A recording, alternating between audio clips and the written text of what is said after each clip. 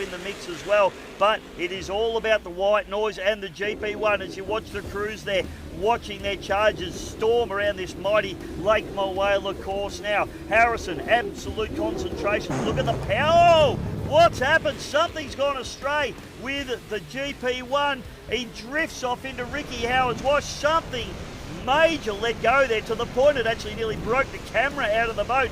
That is devastating now for the GP1 as we go on board now with Ramsey, and he is trying to take advantage of the course while it's still not too rough, but that puts the big Healy machine there. White Noise now. He is going to be very tough to beat from here. Desperado running into third. Titan, Stampede and GP1. Unfortunately, you can see there the stricken craft pulled up on the back straightaway of beautiful Lake Mulwala. Grant Harrison, number 9. Can he ever get to this double digits?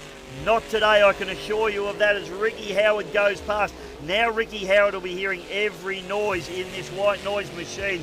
He'll be keeping an eye on his gauges because he's got a storming lead. He needs to bring the boat home. He's desperately wanted to win an EC Griffith Cup his entire boat racing career.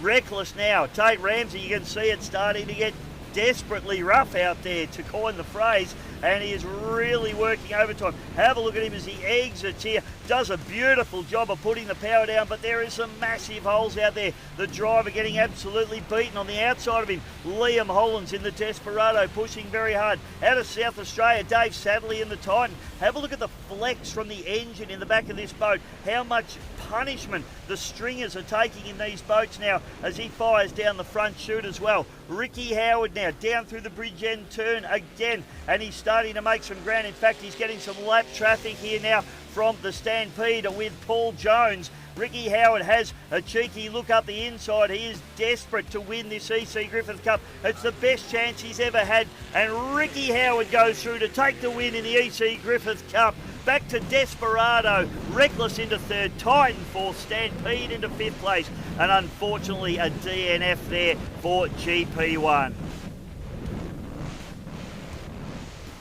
Desperado, unfortunately for Tate Ramsey, he had an absolute nightmare of a final lap, and that left the door open for this man here. Liam Hollands in the Desperado, former EC Griffith Cup winner. Liam bringing the Desperado home and picking up some hardware in the 2024 event. Did a fantastic job in this little 6-litre boat. The Hollands family, they are absolutely dedicated to the cause here.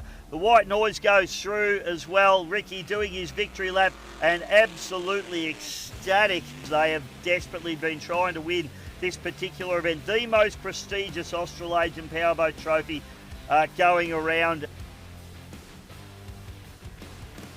Paul Jones did a fantastic job in the Stampede. A lot of history for this boat. Of course, his father ran the Stampede boats, and you can see there that the crew absolutely going bananas for the White Noise. They are so excited. They have had the biggest win of their career. The work, the preparation, it's like a massive release for this team as you see them come across the line. You can see the emotion in the faces of the team. They're absolutely excited to take home a Griffith Cup. This is what they've lived for. And of course, Ricky Howard, the great man, the river rat out of New South Wales. He comes from the mighty Hawkesbury River, and he has been dreaming about winning this Griffith Cup his entire powerboat racing career. And you can see the emotion in Ricky's eyes and fighting back the tears there. Absolutely fantastic stuff. Congratulations, Ricky Howard. From humble beginnings and growing up on the river and making do with what we could build and make, and to be then able to run in such a prestigious boat with a boat capable of winning it on its own merit, not by fatigue and failures. It's very surreal and very humbling to have our name, and I say our name, my father's name, and our family name on that trophy. I still can't grasp it, I don't think 100% that we've got that trophy and we're on that trophy. It's the prestige of that trophy just means so much to anyone in this country and even overseas. It's pretty amazing. I still have trouble just comprehending and adjusting to the excitement of it and what it means. I don't think it's fully settled in, and it probably won't until I actually see the trophy again with the name engraved on it and go from there. But if you ever get a chance to look through the boats and names on that trophy, it's just unbelievable. the history and the class of and quality of boat and drivers that are on that trophy, and to be amongst that, words can't sort of describe the emotional side of that. And unfortunately, the forlorn sight of the beautiful GP1 9-time Griffith Cup winner, Grant Harrison, not to be his this weekend. It was devastating for him. Another mechanical failure. Seemed to be the things that have been getting him of late. And we found out, have a look at that. Massive damage to the propeller there. Only 2 blades. You can also see that the propeller shaft bent and distorted. Devastating for the Team GP1. We drew pole 4, I think it was, in heat 1, and it was a tough heat. But it's like I said, it was very taxing on the driver. It's 4 laps of a long course. And come the final, you're up against the best of the best, and they're big boats, they're fast boats, and they upset the water conditions a fair bit. We know that. We're certainly not complaining about it. We know what we're up against, but it's good to try and just go toe to toe with them. But yeah, it's always a heavyweight fighting a lightweight. To be honest, it's hard work. We got down to Yarrawonga with an unknown quantity, so to speak, so we didn't put expectations on it. We went down there a couple of years ago with expectations and it failed us, and so this time I think we were a lot more sedate on our approach to it and our expectations of how the weekend was going to be, and instead of looking at the final, we just looked at each run, from our practice run to our qualifying to our heat, and done run by run instead of putting any pressure on us above that. I nursed the boat in the heat and just got through the heat. No point wrecking a motor in the heat. You've got to be in the final to win the race. So had to buy a ticket to the final, which we did in the heat. I didn't know if we had enough pace because we were down on speed. I honestly didn't know if we had enough speed to match Grant and run with him. I don't have a problem with an outside pole. A couple of years ago down there, we intentionally wanted an outside pole, and we led Grant around the first lap until we pulled the turn fin out of it, and he lost a prop. And so I didn't mind being outside pole, and the plan was get a good start. If we can get round into the first corner, we're still in the game. Try and not give him more room than he needs, and then get on the back straight. If we've still got a nose in front, keep pushing, keep him tight, and keep the pressure on him to let him know we're still here, we're in the race, and see how it plays out from there. And I was actually a little bit surprised when we come onto the back straight the first time, and like I was half a boat length in front of him coming on the back straight. So it was like had sort of 3 or 4 plans to the race and work it out as each lap went by. And we got to the bridge end and we turned in the bridge end, and I thought Grant took a bit of a skip, and I turned out just in case he sort of kept coming, and I ended up a lot wider than I wanted to be out of the bridge end corner. And but it didn't hurt us too much. By the time we got back down to the lake end, we were back beside him to a notch in front of him, and just got off the power again and tried to keep him tight and obviously give him room and keep it clean, but let him know that we were there and he wasn't going to have it all his own way in that position. So, and it was probably the slowest I've actually turned the boat in a race. It was probably the most reserved I've been since I've been in that boat, and that's come from breaking it 2 years before by going in too hard. And it's a 4-lap race, and it's a long 4 laps can be a long time. We come out on the back straight, and I could just see the tip of his sponson out of the corner of my eye, and it disappeared quickly. Like it went, and I remember that went backwards quick. Like it wasn't. So I turned around and come back onto the front straight. I could see him stopped in the water. I just had to have a double take on it. So it was disappointing. Like I think the crowd were in for a good show. It was going to be a good race regardless. I'm sure Grant had a bit left in the tank. If it went on, it was going to be a good race. I think it would have been a race to the last lap, I seem to think.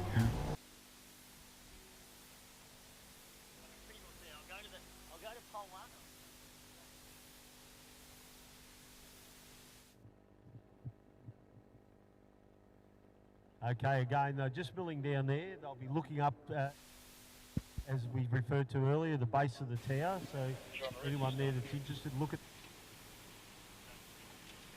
I'm over in the tower now. This timing app I was going to show you. Is there any help to you or not? It will be. I think Ivor or his daughter are heading over there now. Will they catch up with you, mate? Here we go. Yep. 5, 4, 3, 2, 1. Well, good morning and welcome. Good morning. It's already afternoon. I've started off the weekend well, haven't I, Vaughan? Welcome to the 2025 EC Griffith Cup here at beautiful Yarrawonga. My name's Dave Bishop, and joining me in commentary will be Andrew Murphy a little bit later on, but we've got the Western Australian whiz, Mr. Vaughan Brewer, joining us here this weekend. Mate, welcome. Well, welcome to you too, Dave, and thanks very much for inviting me back here. If anything to go by, last year's event was outstanding, but have a look at our entries for this year. We've got boats, and more boats, and it's going to be a fantastic weekend. Hope you can join us all weekend. Mate, we're on GP Hydro live streaming. We're also across the VSBC Facebook pages, Bisho Media, of course. Vaughan, I know you've signed up on Bisho Media. If you're not signed up on Bisho Media, there's something seriously wrong with you. Also, don't forget the Hose Down podcast. What about gratuitous free plugs as we start the morning off? Also, welcome everybody on site here this morning. It is Anzac Day, lest we forget. And Neil wants you to move, mate, but we've got no more room to move here, Neil, so you'll just have to... We've got a pole in our way. All right, so welcome everybody that's come. Anzac Day, lest we forget, of course, mate. Some great dawn services this morning as well, so fantastic stuff. And, mate, the conditions are abating. They started off quite windy this morning, and they also... looked quite rough this morning. We saw some white caps running through the course here, and I thought, gee, we're going to break some boats here in this water, but conditions settling down beautifully. Today, Vaughan, we've got a bit going on. It's the first day of 3 massive days of racing. What are we kicking off with? We're going to kick off with some juniors out there having their practice run. We'll also put out the Australia Formula GP series as well for the tunnel boats. Looking forward to that one. And as you said, Murphy will be up here later on, and he'll come and commentate those ones with you. And of course, the big ones, the draw card, the EC Griffith Cup, of course, open to all unlimited type boats, whether it's a hydroplane or a displacement boat. And of course, on top of that, we welcome to 2025 the Battery World National Drivers Championship. And going by last year, which was its inaugural series, this one's going to be an absolute killer. Oh, Vaughan, mate, I tell you what, National Drivers Championship this year for Battery World, and as you say, last year was epic. We had around 21, 22 forced induction boats running at every round last year. It came down to the wire. Tate Ramsey, the good Victorian, taking it out, mate. So poor old Western Australians couldn't quite keep up with the good Victorians, but I won't rub that in too much to you, mate. But it was epic, wasn't it? And it came down to the wire. It came down to the last round in Windsor in New South Wales, and basically between Craig Storner and Tate Ramsey, it really did come down to that last round of heats, and very, very exciting. The TV's been epic, mate. Channel 7 and 7, mate, 7 Plus have been fantastic supporters of this series. Of course, Shawnee Hencherwood and 321 Ignition. He's standing over there. Hello, Sean. It's nice to see you here this morning. He's working hard. He's just talking to pretty girls at the moment, signing a few autographs. So that's always good, mate. But it has been absolutely epic. We're just seeing some course boats heading out onto the course. So this morning we got practice, mate. And then we're going to be moving into some hot laps for the NDC as well. We are going to have 1 or 2 races. There's a couple of in powerboat racing, mate. You need to get signatures, much like in motor car racing. A lot of people understand you need to get signatures to do certain races, big races. So you've got to have signatures in your logbook, and there's a couple of drivers that need some signatures this afternoon. Good opportunity for them to go out and do a couple of just races here this afternoon, not championship races, obviously. Get those signatures so that they can get into the big stuff here this weekend.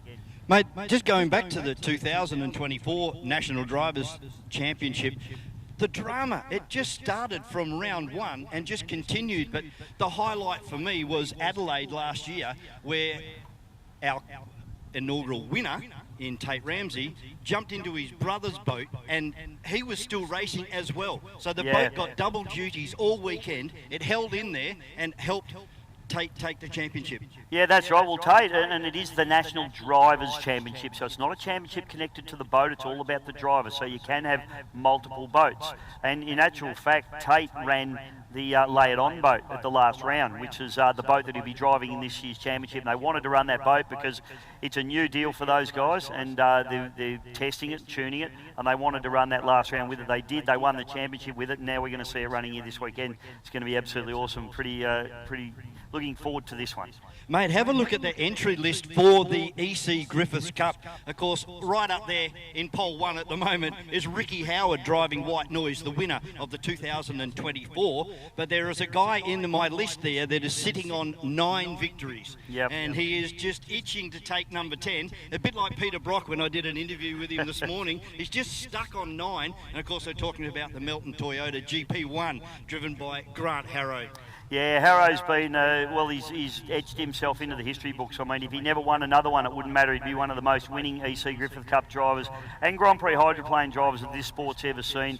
One of the nice blokes getting around the pits as well, mate. He's a really good guy. They take their racing very, very professionally. Of course, it all started with his father, Keith. Keith winning an EC Griffith Cup in 1987 in the Radical Rat. Sorry, not the Radical Rat, it'll come to me, sorry, blank. The Rat, sorry, not the Radical Rat, the Rat, which was actually a KT tunnel boat.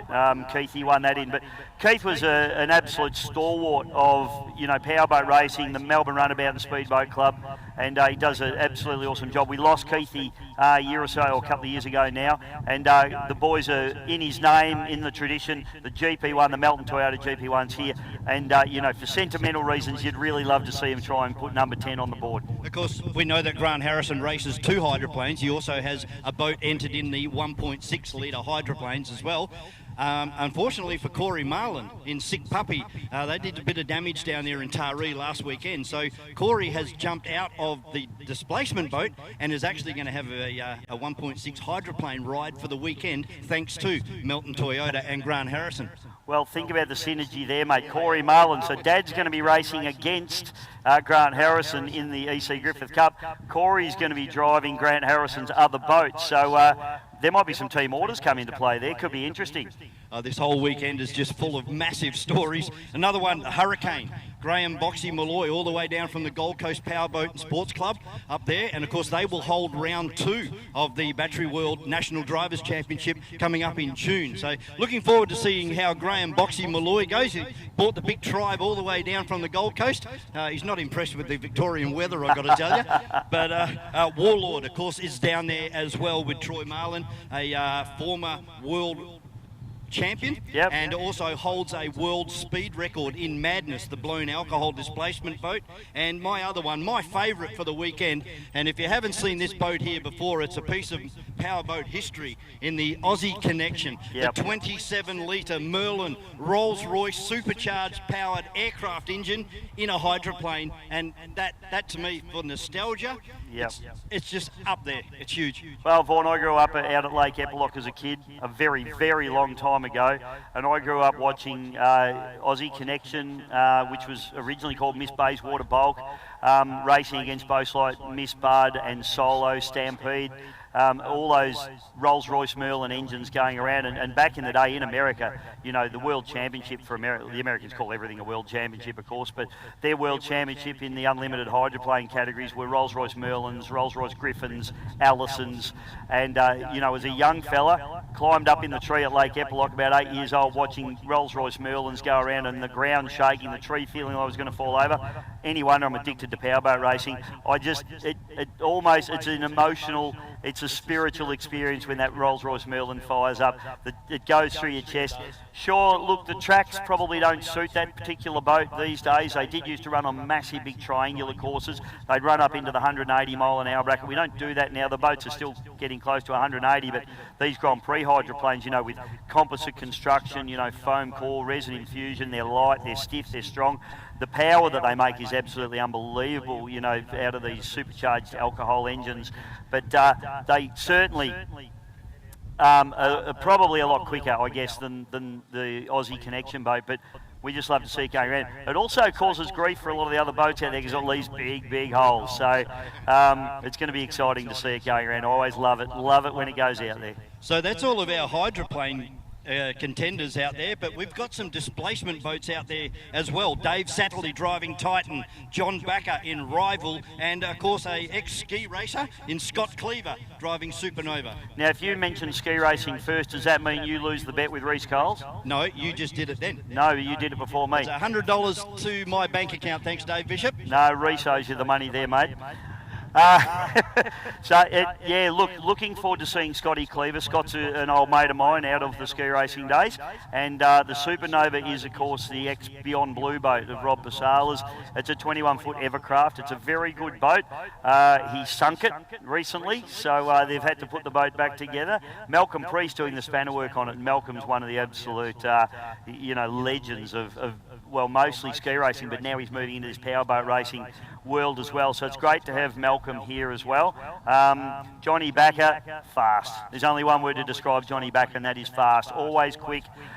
He pushes his equipment to the limit. Sometimes he has failures. So it'll be interesting to see what Johnny does here this weekend, whether he just turns the wick down a little bit. It gets rough at Yarrawonga regardless, mate. We look down here and we see concrete walls. What do concrete walls mean at a powerboat meeting? The waves hit the walls, they bounce back onto the course, and you get this peaky, trophy stuff. It's very, very tricky to drive over. The boats bounce over it, they go. It's very unpredictable stuff. It's not like when you get a wind chop coming through and it's just sets running through. You can pick your water and you can sit up on top of the sets, or you run with the sets and you can set the boat up for that. But this stuff, really tricky. Once the boats are going 100, 130 miles per hour though, it just becomes like corrugations. When you're driving a car over corrugations really fast, they sit up on top and they skip over the top. So very tricky conditions. Backer's definitely one to watch. As I say, very fast if he can keep that boat together for the weekend. Because he was the winner of the Anzac Trophy last year, 2024. He was actually going for the Les Spears, but that didn't pay off. But he jumped in for the Anzac Day and ended up winning that event. Yeah, no, he was very good, Johnny. The other boats that you're looking at there, lay it on, mate. Tate Ramsey, we spoke about that earlier on. It's a bigger boat. It's a 21-foot boat that he's moved into now. That is going to suit these conditions just ideally.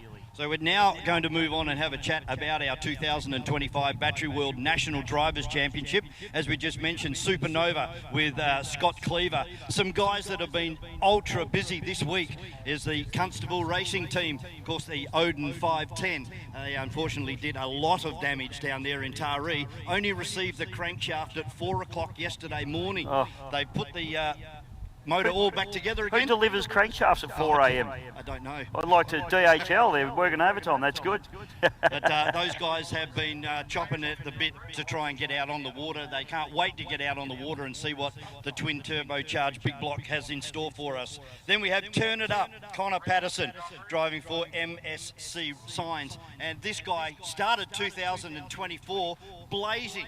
And then as the season progressed, a series of really unfortunate incidents and cost him any chance at the title. Yeah, and you could say nothing other than bad luck there for the Patterson boys, because they always leave no stone unturned. You know, they are consummate professionals, and the Patterson boys will be dirty on last year. They'll be very, very keen to get out there and try and take this championship down. I know Connor's very, very keen. I was chatting to him last weekend, and he's got the bit between the teeth. The boat's fast. There's no problem there.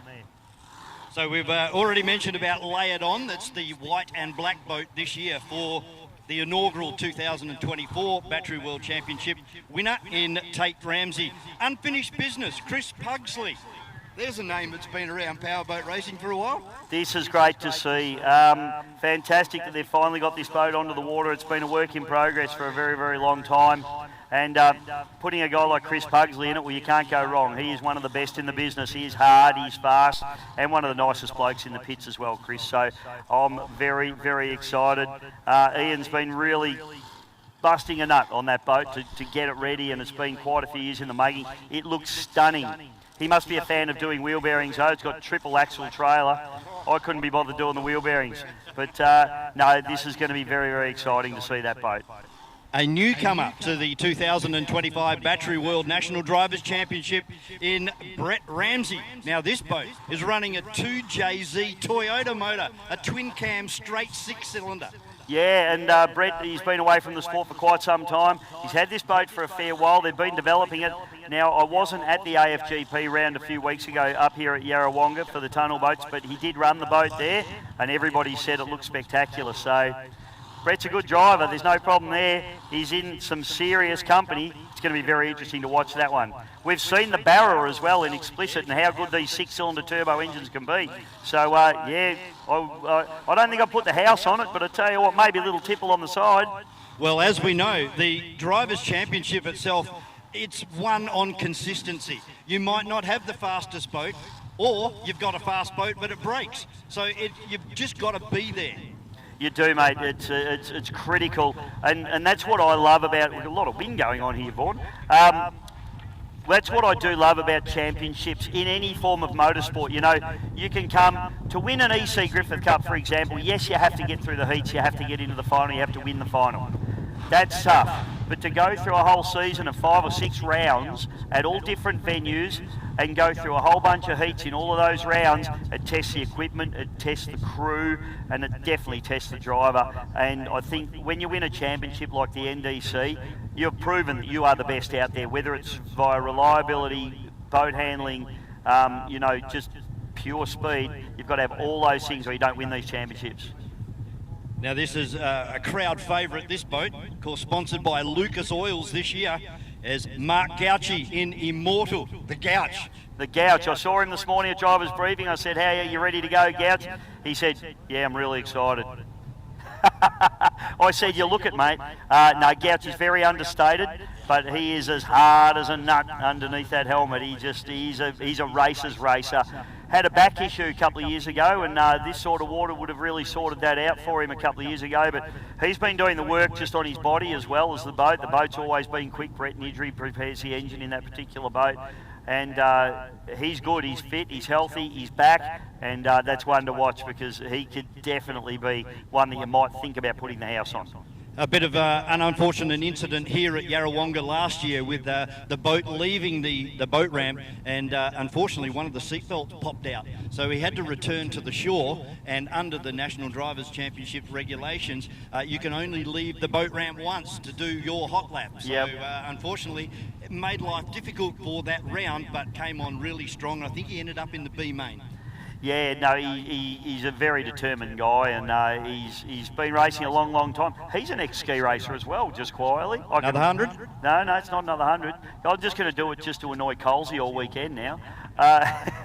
We do have Reece Coles racing this weekend too. What's the next boat you got on your list there, please, mate? Another one from south of Melbourne, Blake Ramsey, of course the brother of Tate Ramsey, driving Destiny, and as we said, the Destiny got a hard workout at Adelaide there last year.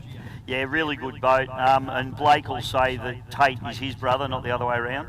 But no, the Ramsey boys, you just got to love them. They're great guys, they're super professional, the boats are beautifully turned out, and it's going to be exciting to see Blake on the water. It always is. He does really well. He had a huge moment here last year. I wasn't here last year, Vaughan. I was stupidly racing a motor car, but I won't ever make that mistake again.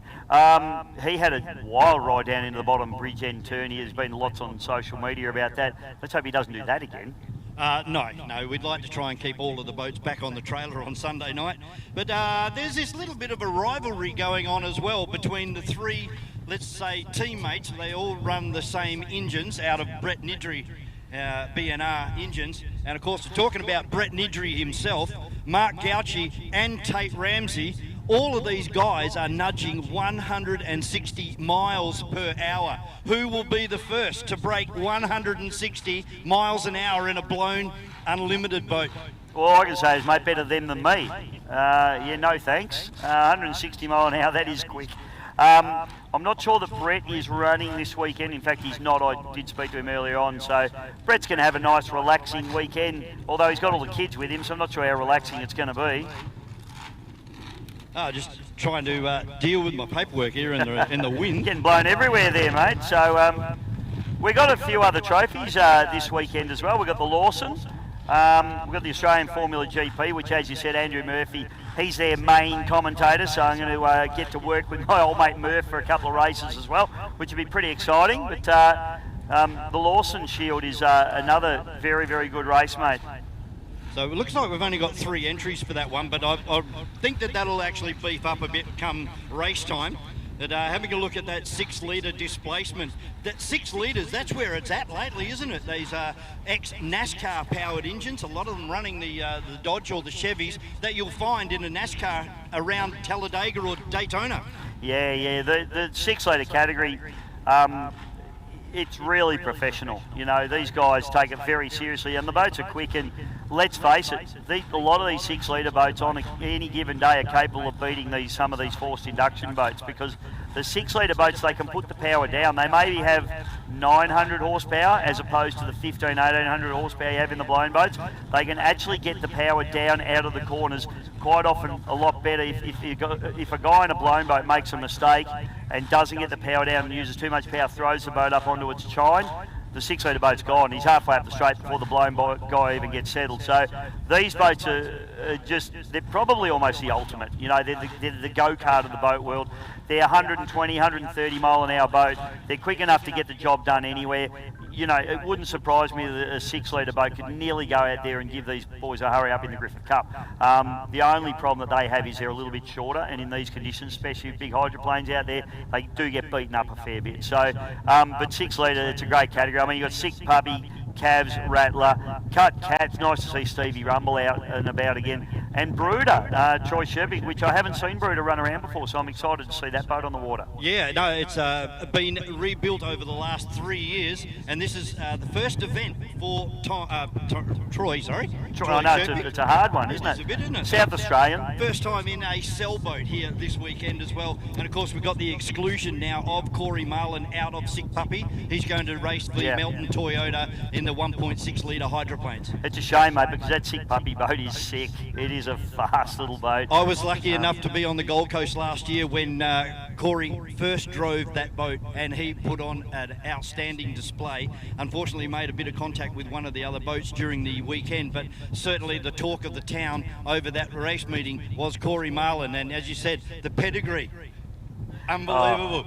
Well, he's just picked up where Dad left off. Not that Dad's left off, but, you know, his father, Troy, I've watched Troy race since he was 16. He was in a 6-litre boat when he was 16 years old, and he's come through and pushing very, very hard. You know, Corey will be the same. There's no problem there. He's a bit more wiry than his dad too, so the boat will be a bit lighter with him in it. Yeah, will we? I mean, is Troy going to kill me for that? Troy is a big boy. He's a big boy. No, Troy and I are friends. I'm He's, pretty sure we're friends. It's he must be close on 7 foot tall. He's a big boy. Let's have a look at our Formula 4 entrants. And for Go RV Marine, we got Jackson Secom, Phantom with Lockie Bride, Bud Light, Jack Meads, and for Yarrawonga 4x4, Tyler Gilligan. 4 good Victorian boys, so we love that. Well, I do. We're all the Western Australians. We don't know that. It's just we just donate our boats to help out the Victorians. Swanning around on the Swan River, mate. I think we've got some stuff heading out onto the water now. I'm just getting the word. I think we're sending out. We're sending Supernova out. Okay, so let's have a bit of a chat about this boat. Scott Cleaver in Supernova. He's brand new to this sport, and. But, well, when I say that, I shouldn't say he's brand new to the sport because that's not really true.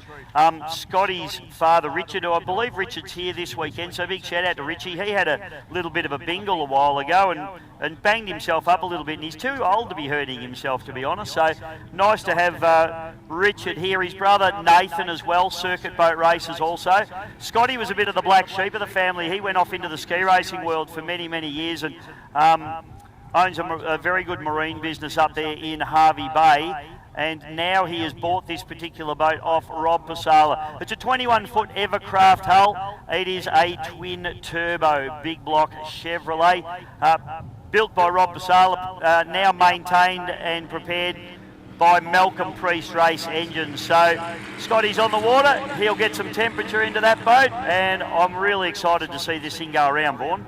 Yeah, it's great to have the family back in the water and, of course, out on the water at the moment here on Lake Mooala and Yarrawonga. Turning it on as far as the weather, it's only going to get better according to the Weather Bureau over the weekend. It'll be great tomorrow and Sunday with the wind doing a complete 180 degrees. So today it's blowing towards us from the east-northeast, and tomorrow she'll turn around and come from the southwest. Hey, Vaughan, can you smell what I can smell? Methanol. Smells like methanol. Good morning, Yarrawonga. I love the smell of methanol in the morning. So this particular boat, it was probably a little bit of a work in progress for Rob Pasala when he sold the boat. He had got on top of it reasonably well, but Sponsored by Bay City Marina as well up there, or Bay City Marine in Harvey Bay, which is your Mercury high performance dealer. You can go and get your QC4V 1350 from up there if you like. Scotty will help you out, but good competitor. He's just want to get some time in the seat. So the last time he drove this boat, mate, he had a little bit of a whoops in the corner and barrel rolled it. No real damage to the boat, but he's probably going to be a little bit tentative in the corners, I'd imagine. They're still just getting their heads around this boat and this new arrangement for them. So it's going to be interesting to see how he goes. And like anything, the more time you have in the seat, the more confidence you build up, the more experience you build up, and particularly here with the different wave patterns that we've talked about this morning. Boat just took a bit of a jump then out of the water. That boat is probably half to three-quarter throttle. It's nowhere near its total capabilities. Oh, it'd be quarter to half, I reckon. But what he hit there was just a decent bump in the middle of the track there. It was certainly not because he stood on the gas and stood the boat up or anything like that. So it goes to show, mate, there's a few rogues out there. They might catch a few of these boys out. Yeah, certainly would. And it'll be changing conditions all weekend as well, as he decides that that is enough, and he's going to bring the boat back into the boat ramp now. And yeah, as you said, just come here to Yarrawonga and smell that methanol in the morning, and it's better than sleeping with a 20-litre container alongside the bed. All right, so not sure what, we haven't got a list of the boats that are coming out, Vaughan, so we'll just pick them up as they come out. But just talking about, mate, we've got so many wonderful sponsors have come on board, haven't we? So many people getting on board this particular event, and also the National Drivers' Championship. Just talking about National Drivers' Championship, obviously we mentioned Battery World, who are the major sponsor for the series. We've also got Lucas Oils Australia, which, you know, Lucas Oils, gee, they do an amazing job with a lot of motorsport. I mean, you're involved in a lot of car racing, mate. You always see the Lucas Oil names out and about, don't you? You certainly do. It's a company that was established in Charlotte, North Carolina, where all the NASCARs come from in 1989. Lucas Oil products began distribution in Australia in 1998, where they soon became the leaders in the oil, fuel, lubricant and additive markets, including automotive resellers, truck parts, truck stops, agricultural, heavy earth moving, and of course the high performance market. That's what we like. Absolutely. And mate, it's the Lucas Oils have been very, very proactive in America in the drag boat championships as well. The Lucas Oils drag boat series has been you know, a staple of American drag boat racing for probably the last 15, 20 years. So Lucas Oil's very, very supportive of the boat racing community. We recommend you put Lucas Oils in everything you own. Definitely, and more exciting news coming out of Lucas Oils is a 2-event series similar to the National Drivers' Championship, sponsored by Lucas Oils, and this one is particularly for the hydroplanes. So that'll be a 2-race meeting event coming up later on in 2025. Hey mate, Motec, anyone that's been around motorsport knows Motec, good Australian company there, started in Australia in 1987.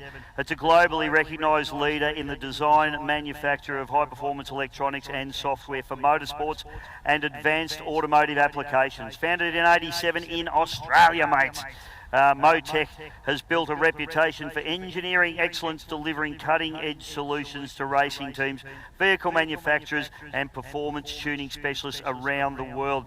Motec's product range includes engine control units, data acquisition systems, power distribution modules, displays and a comprehensive suite of software tools, mate. Motec, have a look around the pits. They have been the leaders in that type of technology for many, many years now. So many sensors that are required, but the Motec system accepts all of those and then will make decisions based on what your engine is doing at any given time. If it senses that there may be a lack of fuel flow or a lack of oil pressure, it will immediately shut the motor down. So pretty smart technology. Nice to see my groupies have rolled in. Thank you, groupies. And they're a bit worried that I've taken the mow off. The sauce was getting stuck in the mow, Vaughan. I'm actually glad you did, mate. Really? Yeah, We'll take a vote on it later. I might grow it back, you never know. I got one here for MSC Signs. Of course, Scotty Patterson and Connor Patterson there. Terrific sponsors of powerboat racing, not only here in Victoria, but they also do the other states as well. Scotty established MSC Signs back there in 1983. They are the design and deliver innovative signage solutions to make their brand stand out. Whatever the signage challenge, their comprehensive service includes all aspects of the process, from initial consultation to concept, design to manufacture, and site inspection to installation. So for all of your signage requirements, check out Scott and Connor Patterson at MSC Signs. Hey Vaughan, I don't know that you'll get hold of him for the next 12 months. It's Scotty's turning 60 this year, and I don't think he's going to work once. He's been overseas, he's been hydroplaning in New Zealand, he's off to the States. I'm not sure you get hold of Scotty. I hope he's got good staff behind him, because he's just swanning around being a racer and going. He's off to Europe. He's going to the Isle of Man, the TT. And Silverstone as well. He's going to sneak that one in there as well. Yeah, so look, don't ask for Scott when you go to MSC. Not that he probably does anything anyway. Oden 510 now, Ryan Constable, and as you said, mate, he's giving that brand new crankshaft just a little workout. I hope it's warm. Well, yeah, I hope that motor's been on a dyno, because you don't treat a brand new engine like that. But I'm sure the boys, they have absolutely busted their freckle through the week. They damaged 2 motors last weekend. One, I believe, was irreparable. So they have really worked, and as we said, they only received the crankshaft at 4 a.m. yesterday morning. So a lot of work has been done, and already it looks like Ryan has closed the boat down. Yeah, look, you never know what his crew chief's told him to do there, mate. He might have said, go out there, give it a squirt down the front chute, wide open throttle, we want to see what all the numbers say, and then just bring it back in. Or they might just be, they may have seen something they don't like, or he might just be under instruction. Well, he'll definitely be under instruction from his crew chief and also his father, Rob Constable, but he just have a look. Let's have a look. It's a child's play, Vaughan. Hull, they are one of the best boats in the business, and now built by one of our wonderful sponsors in Connolly Craft Boats, yeah. Dave Turner, and they're a beautifully turned out boat. So look, they're going to bring that back in. That might just be a plug check run. That boat does run the Motec fuel injection, as we were talking about, so they'll be having their live data back into their pits. They might have seen something that they're just not 100% happy with, but Ryan heading back in. Well, the good news is that there's no smoke coming out of it, so that's a good news. No, look, and it sounded fine when it came past us. So I think, you know, they'll just be cautious. As you said, it's a brand new crank. It's a brand new engine, effectively. If you put a crank in, pretty much everything else is going to be new as well. So they'll just be careful and cautious on that. Hey, ran into my old mate Dave Green and his right-hand man Mickey Wedge down in the spectator area a little bit earlier on. They are DTG race products. Now, I always wear DTG race products, whether I'm in my car or my boat, mate. They make the best stuff, and it is all made in Australia. Melbourne-based DTG race products manufacture and supply the leading quality safety racewear for the marine, boat and rally and racing industries worldwide, with a range of products from lightweight, Snell-approved full-faced helmets. I've got a carbon fibre one myself, mate. Nervous. It's beautiful. It makes me look good because you can't see my rough-looking head. You can have them with or without intercom systems. They do the race apparel. They do suits, single and double layer. They do boots. They do gloves, including custom products, dedicated safety products to suit boat racing, life jackets, capsule suits, ballistic race shorts, with dealers across the country, New Zealand and the USA and also UK. DTG are often in attendance at major events like they are here this weekend, across the country. Championships around the year. GP1 on the course. Yep, Grant Harrison out there circulating around in the first of the hydroplanes on the water here on Friday, practice day for the EC Griffiths Cup. And being Anzac Day, it's probably fitting that we have this guy going to do some flyovers over the weekend. Of course, I'm talking about the Matt Hall Red Bull Air Race team. Him and another pilot will be doing some spectacular displays over the weekend. We actually had a drag race here last year with Matt up on the knife edge, 180 degrees to the water, and sensational stuff. Of course, Matt is the Red Bull Air Race World Champion. He's a former Australian Air Force Top Gun pilot and placed third in the World Championships on debut in 2009. So we'll have a bit more of a chat to Matt and Chris later on over the weekend. But as I said, Grant Harrison out there, the dealer principal for Melton Toyota, and just firing up GP1, one of the really big contenders for the NZ Cup. So Grant, I'm just getting some temperature into this boat. They have had a lot of bad luck with this boat over the last few years in Griffith Cups. He's got to number 9, and it's like you said, mate, it's a little bit like Peter Brock. Getting over that number 9 seems to be a real challenge. If he can bag a number 10, there would be a massive party. He's a local. He's got a place here in Yarrawonga. He loves the place. He loves powerboat racing. And Grant and I are the same age. We're both in our mid-50s.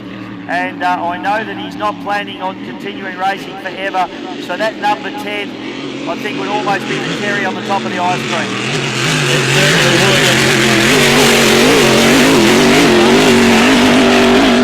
Down towards turn number 1.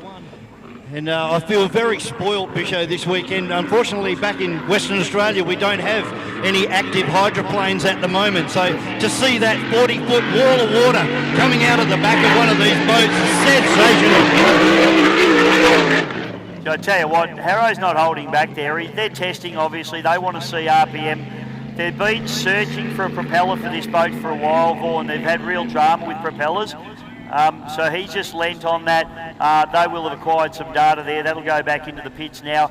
I just hope that this propeller that they've got is working for him. I won't say I'm barracking for him because we're not allowed to when we're, but it would be very nice to see him snag a number 10. Having said that, love Troy Marland. I'd love to see him go. Ricky Howard, love to see him get another one as well. So look, whichever way it goes from a commentator's point of view, it's going to be a good weekend. It's a pretty wide open affair, really, isn't it? Because there are probably 4 to 5 genuine contenders. Yeah, there is, mate, and that's what you want. You know, that's when you know the sport's healthy and strong, and the sport, as we spoke about with the National Drivers' Championship over last season, we've really come on strong. So we're sending another one of the displacement. Yeah, I've just seen Connor Patterson in Turn It Up leave the boat ramp, and I think that may be Mark Gauci out there as well.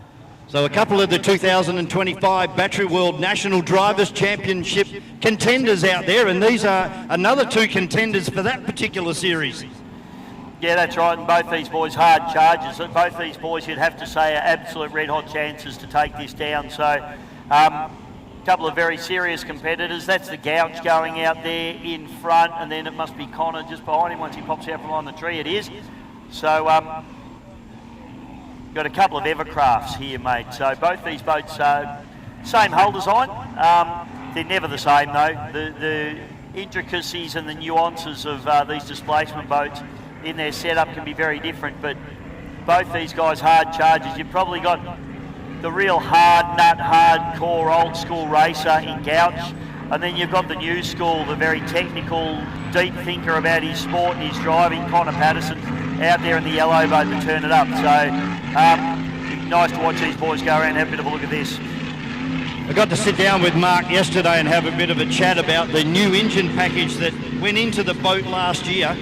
Had a small supercharger on it, a root style supercharger, thrown that one away, put a big PSI on it, and then while they were at it, they thrown in a big block Chev. It's a 560 cubic inch motor, easily developing over north of 1800 horsepower. Well, Vaughan, like, to be honest, horsepower's not going to be his issue this weekend. Same as Connor, he's going to be keeping these boats in the water. It's going to be rough, there's no doubt about that. Even if the wind drops off, yeah, sure, the first lap or 2 will be okay, but once you're out there with these big hydroplanes, these waves start bouncing back off these walls, it gets very messy. These are 18'6" boats, they're smaller boats. Nice to see Scotty Patterson down there in his yellow Crocs looking the part, and he's just talking to Connor now. So yeah, it was Connor last year that did the drag race with Matt Hall from Matt Hall Red Bull Racing, the air race team. So we pick up with Gouch just exiting turn number 2. It's been fairly conservative so far, but opens it up a bit.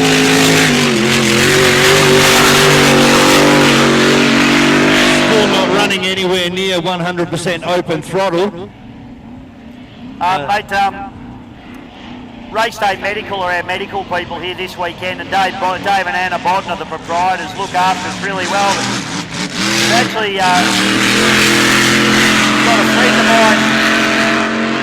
a friend of mine that's Jessica Pearce that's working for him this weekend, and Jess has never been to a blown boat race. She's seen a lot of ski racing, and I said to her, Jess, you ain't seen nothing yet, girl. Exactly, like when we go 4 and 5 wide down there into turn number 1, 10,000 horsepower, and looks like Gouch is coming back in as Connor still hard on it down the back straight towards turn number 2. So the Gouch, ladies and gentlemen, Mark Gouch in the Immortal. He takes that boat back. He's given it a little bit of a squirt. He'll be hopefully very happy with what he's seen there. Connor going for a big one. Very untidy out of that exit of turn number 2. Got it right up on the right gunnel, then back onto the port gunnel. And able just to drive out of it, Dave. When the boat does start to move and get right over on the gunnels, do you get out of it, or do you put your foot down and try and drive through it? You actually do neither, Vaughan. You've got to try and keep it neutral. So if you picture this, the propeller can talk the boat over one way when it's under acceleration. If you're off the accelerator, it talks it over the other way.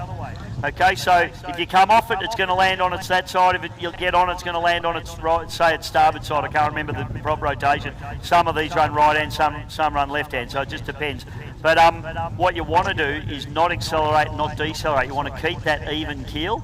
You want to use your cavitation plate to just settle the boat a bit, and then you want to feed the power back on when the boat settles. So, yeah, definitely don't want to do anything dramatic. It's all about trying to be as smooth as you can. If you're down here on the bank of Lake Moala, just have a look at the water right now. It's a graphic demonstration of what Dave and I have been talking about, with the wake of the boat coming towards us, hitting the concrete wall, and then you can see it. It's moving back out towards the start-finish line. This is tricky stuff to drive over, Vaughan. You know, you get out there. If you have a look, I call it peaky. It's like two waves hit each other and they go up into a little peak like that. You can see it out here. You see the peaks forming, particularly down by these yellow buoys in front of our commentary box. See the waves running back out and then causing little white caps as well. That is messy, tough water to drive in. That wind swung around. It's actually coming up a little bit, mate. Yes, definitely increased the last 5 or 10 minutes. And the only people having fun out there at the moment are those two black swans. They're having a ball. They're well fed too, so and they love it. They love the boat racing, the swans. They come out, they enjoy watching it. Doesn't bother them, they're just there. No, just close to the action. Having a fat old time. So you can see up on our GP Live, Hydro Live screen at the moment, we've got a great shot of all of the big cranes that are used down there in the hydro pits to put these boats off the trailers and plonk them in the water. Very similar to what you would see at the offshore powerboat racing, Dave. Exactly the same as what you'd see at offshore powerboat racing, and you know, because obviously these hydroplanes, you can't just back them into the water. The trailers are quite high off the ground. A lot of people probably wonder, oh, why can't you back it in? Well, there's a few reasons. They're quite high off the water, so you actually would have to go in a long way. But the other thing is, most of these trailers are workshops as well, so they've got tools on board, they've got water storage on board, they've got fuel storage on board, they've got hydraulics, so because these boats get transported up on their sides as well, mate. So you can't just back these things into the water. You do have to have cranes, and a massive shout out to Babcock Plant Hire, who have supplied the cranes here this weekend.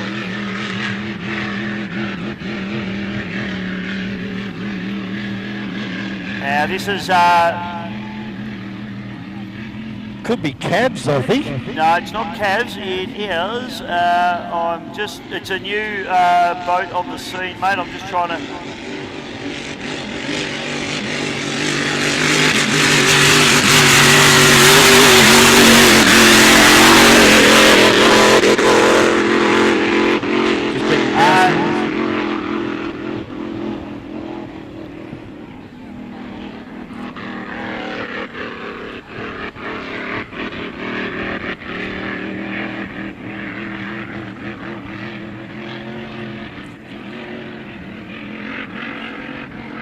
Second boat out on the water is Bad Fusion. White with the green sign writing on board. we're still trying to busily look out and find out who that boat is out there on the water at the moment. Heading down into turn number 2.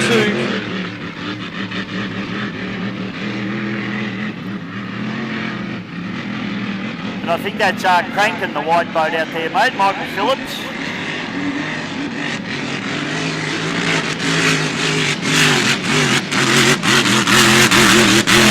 I think you're right, Dave. That's a new deal there for Michael. It's an older boat.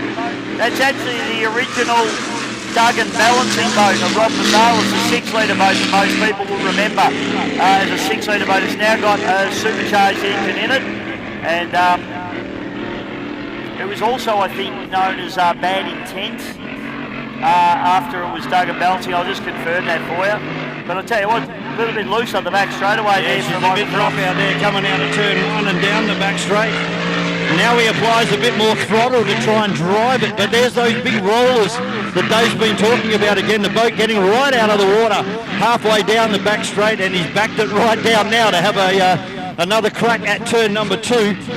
Just taking it very easily again, and looks like Bad Fusion. It's lost drive there, mate. So Bad Fusion, unfortunately, has lost drive. I've got a TBA for the driver of Bad Fusion, if someone can fill me in on who's actually wheeling that boat today. So caution flag out on the course.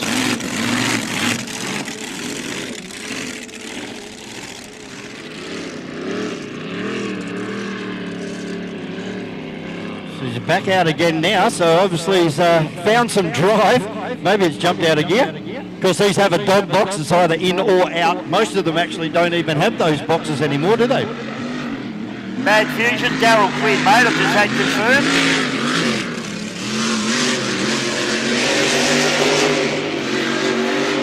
And another runner out there as well.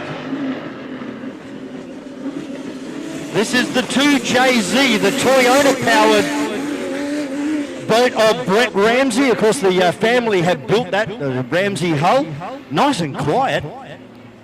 Mate, Brett's been around powerboats and powerboat races his whole life. He's actually been racing a little Nissan car lately, a Sylvia, and it's great to have him back in the boat. So he's going to get a bit more beaten up than he will on the racetrack out there today, I can tell you. Well, I hope he's not waiting for the racetrack to rubber up like we were last year. It's not going to happen, but gee, that sounds really tough as he screams down into turn number 2. So they're going to play a bit of catch-up this weekend. I did an interview with Brett this morning, just trying to come to grips with the boat and also with this new engine engine package as well. They're just going to sneak up and give it a bit of a turn every now and again and try and get a little bit more horsepower. But as far as it handling, it's really handling very well. He puts the foot down right as he goes past us. Nice and settled in the water.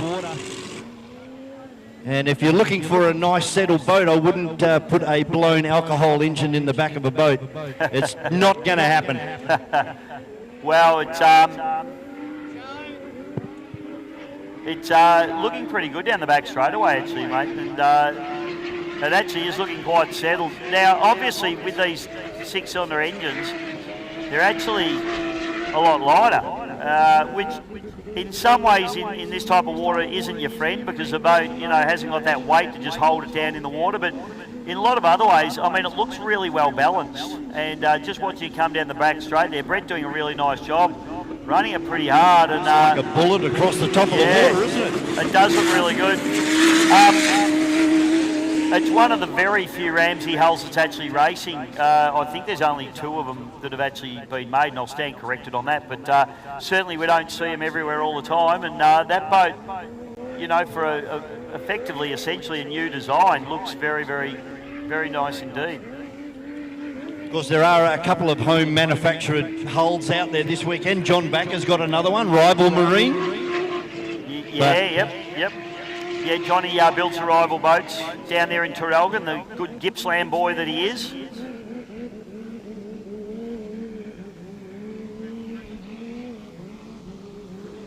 Yeah, just a little bit unfortunate that we don't have Chris Hearn with us here this weekend in the red taxi. That's a Ford Barra turbocharged powerboat. And it would have been good to see two of the 6 cylinders go head to head. Yeah, it would have. It's a shame they had a big engine failure with the Barra, which is very unusual. The Barras are usually very, very bulletproof. But hey, you push anything hard enough, you can break them. So unfortunately, an explicit, oh my God. That is a rocket ship, and I really couldn't believe it was a 6-cylinder. The first time I saw that boat, just couldn't believe it was a 6-cylinder. It was keeping up with 582 cubic inch blown supercharged engines. And yeah, as you said, the lightweight is definitely an advantage, but when we've got some rough water like we have at the moment, it's going to be a little bit challenging conditions out there for everybody really across the board this weekend for the EC Griffiths Cup here on Lake Mawela in Yarrawonga. Hope you're enjoying the sunshine and the action that has come your way so far. Lots more to come your way, not only this afternoon, but tomorrow and Sunday. Hope you can join us for the continuation of this all weekend. Don't forget to slip, slop, slap. Don't want people going home with some red crayfish looks. Hey, Vaughan, I got one of my favourite junior races. He just started walking past and he's been pit crewing for me with my little... I'm here with the rival boat back at Lake Mawela in Yarrawonga. Lucky enough to win the Anzac Cup last year, so we're going to sort of run every event we can. Looking forward to it. Water's a little bit lumpy at the minute, but this boat sort of likes the rougher water, so that can be an advantage to me. Yeah, enjoy doing it. I've had a little spell from last year with a bit of a hoo-ha in Windsor, but we're back. Yeah, so anyway, hope we have a really good weekend, and boat's been going well. Same engine we ran at Windsor, it's still happy, so hope it stays happy. And yeah, hope everyone enjoys what we do. Thanks very much. Whenever you're ready, you just start talking to me. Hi, I'm Steve from Victorian Speedboat Club. I've got Cat Racing. It's a 14'6" sailboat. Originally it was open deck. I raced 105 mile an hour.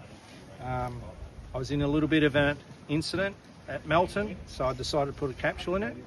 Capsule has been built by Steve Scott and retrofitted into Cat. And we used to run an LS 419, which was built by B&R Race Engines, Brett, and decided to go 6 litre, changed it out, and we've put in a Toyota Race Development NASCAR motor. It's a 6 litre. Brett from B&R Race Engines built it again, the Master, and we haven't tried it. So it was on the dyno, it broke the dyno, so I'm hoping that's under too much horsepower, but I don't think so. But, and we've slotted it in, we've started it up, and we've come up here to Yarrawonga, and we're going to do a bit of a trial run and see how we go, and then if we're happy, we'll get out there and do some racing. And that's it.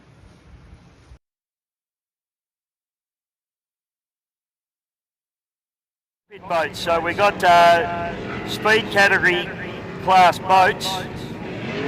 So there'll be probably some 105s out there, I would say. I just had an update from one of our officials, and Nathan unfortunately has found a bolt inside the engine. He is out for the weekend. Oh dear. He is absolutely distraught over there in the pit area, as you would be.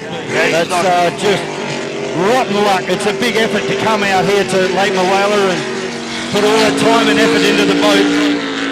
So we got point blank, we got Temper, Jason Jones. Oh, wow, that's Buddha, Tony Willis, and Transonic. So that's Alex Shepherdley.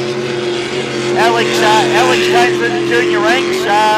He raced for my team, Race Marine. We gave him a boat to race in juniors, and look at where that's ended up, out here in a 6 litre category boat. So it's fantastic to have Alex out there.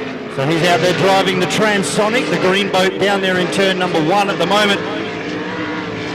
Tony Willis in Buddha, he'll be one up to keep an eye on this weekend. Yeah, that's the orange boat down the back straight there, mate. A good friend of mine, Jason Jones, there just rounding around the outside there in the yellow machine timber. Well, Jonesy, hang on to it, son. Don't bend him in practice is the answer.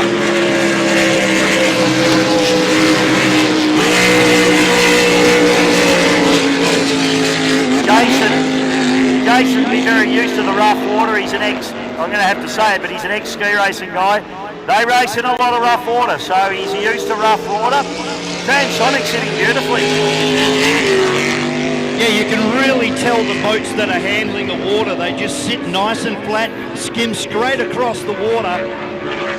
As we see the yellow boat coming down into turn number 2 now, with Tony Willis, looks like he's backed off.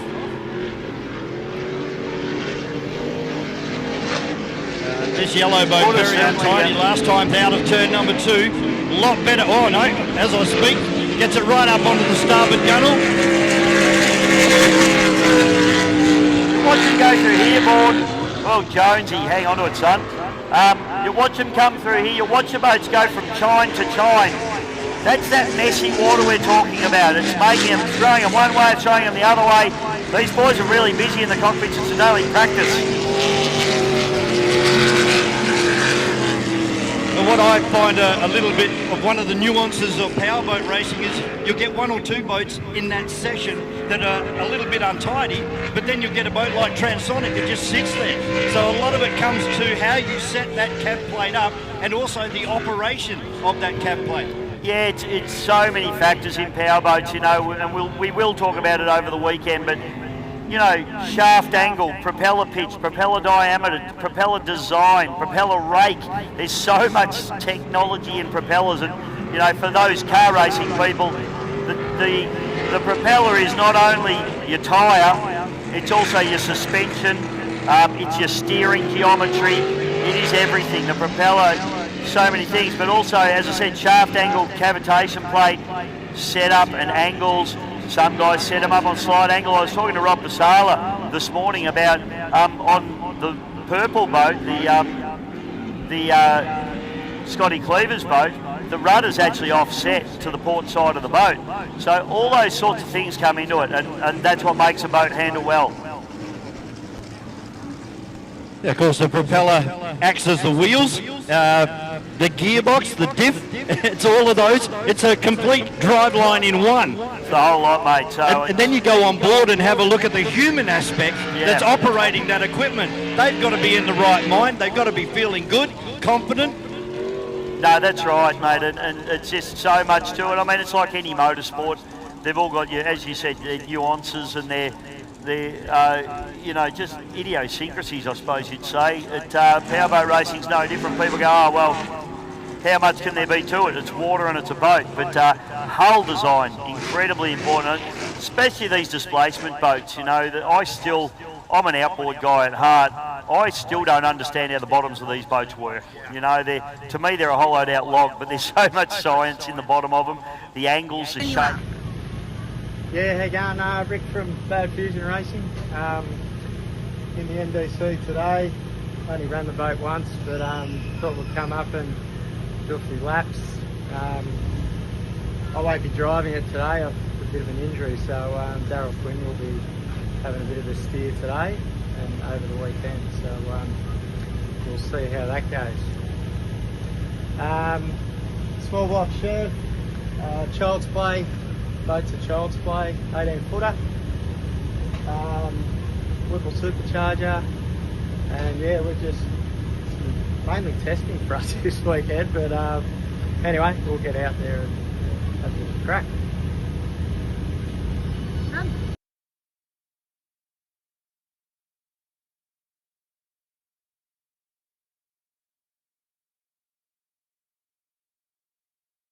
To put Marlon in the legend category? No, not at all. He achieved that 10 years ago. What a beautiful boat. It comes down over the start finish line now and taking a very wide entry out there onto the course. This boat, sorry mate, this boat owned by Craig Burton of the Burton family, of course, of Miss Bud fame.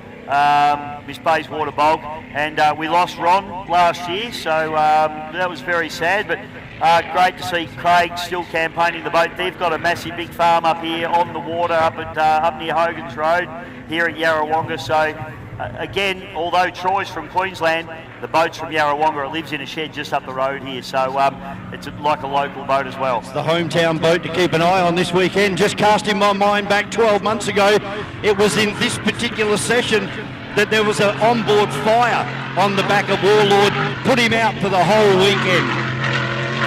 Well, we're certainly hoping that doesn't happen, Vaughan, because I want to see this boat. I want to see GP1. I want to see GP101. GP101.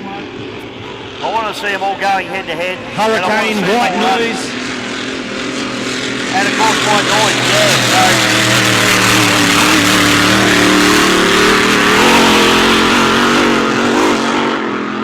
Marlon just starting to lean on that there a little bit, Vaughan, but that boat is just loafing around at the moment. If you think that's quick and you haven't been to a boat race before, folks, he's just warming up. Yeah, just hang on to your hats for later on this afternoon and, of course, tomorrow and Sunday here on Lake Moala. As now he starts to sink the slipper in.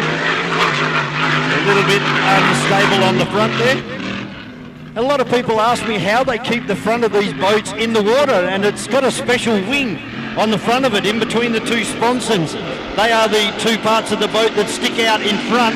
There is a wing joining those two sponsons together called a cunard wing. And that is operated from the driver inside. Depending on the water conditions, he can turn it, give it a little bit more down, or they lift it up and try and fly the boat across the top of the water. They call it a canard wing, mate, and whenever you look on the side of a Grand Prix hydroplane, it doesn't say driver, it says pilot, and there's a reason for that. These boats run as much off air pressure as they do off hydrodynamic pressure.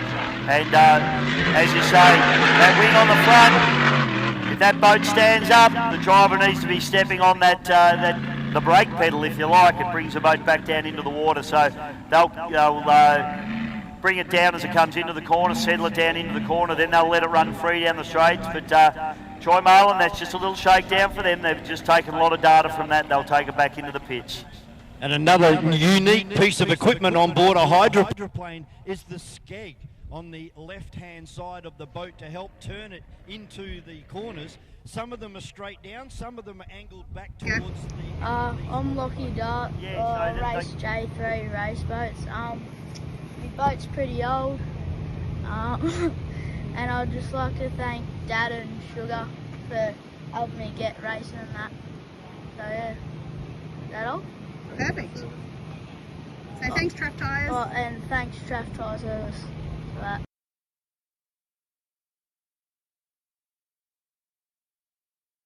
So it is absolutely critical to have those turn fins right, but when these boys are racing, mate, the one thing that we love about those turn fins is the 300 foot of water that comes off them when they go into the corner. Yeah, certainly one of the most spectacular forms of powerboat racing. Is another one of our entrants leaving the boat ramp here on the eastern end of the course.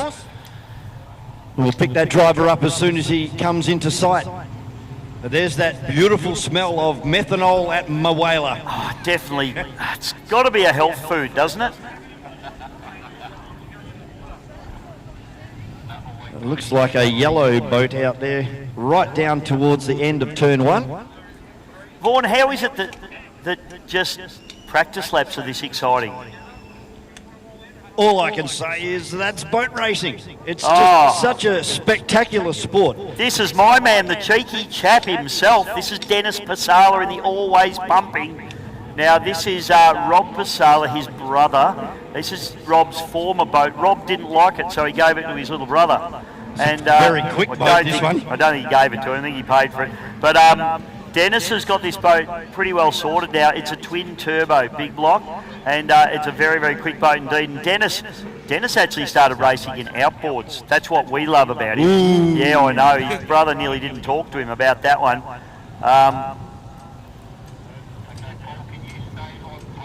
And Titan, we've got up the other end. Yep, of the course, Titan, Dave Satterley, and Ryan Constable in Odin 510 just leaving as well. So this should be a very exciting session with a couple of different varieties of engines out there. Two twin turbocharged Chevs and Dave Satterley's. And very slowly. So it looks like Dennis Pasala is seeing something that he's not too happy about because he's bringing that boat off the plane. Dave Sadley is out of the Adelaide Speedboat Club, one of the best venues in Australia too, Vaughan. You've been over there? Yeah, it was a great spot there at North Arm with all the dolphins. All the dolphins. You ever seen a dolphin get run over by a boat? No, it doesn't happen. And neither have the greenies that have been waiting in the bushes for 20 years. Exactly right. Dolphins too smart for that. Maybe smarter than the greenies are looking after them.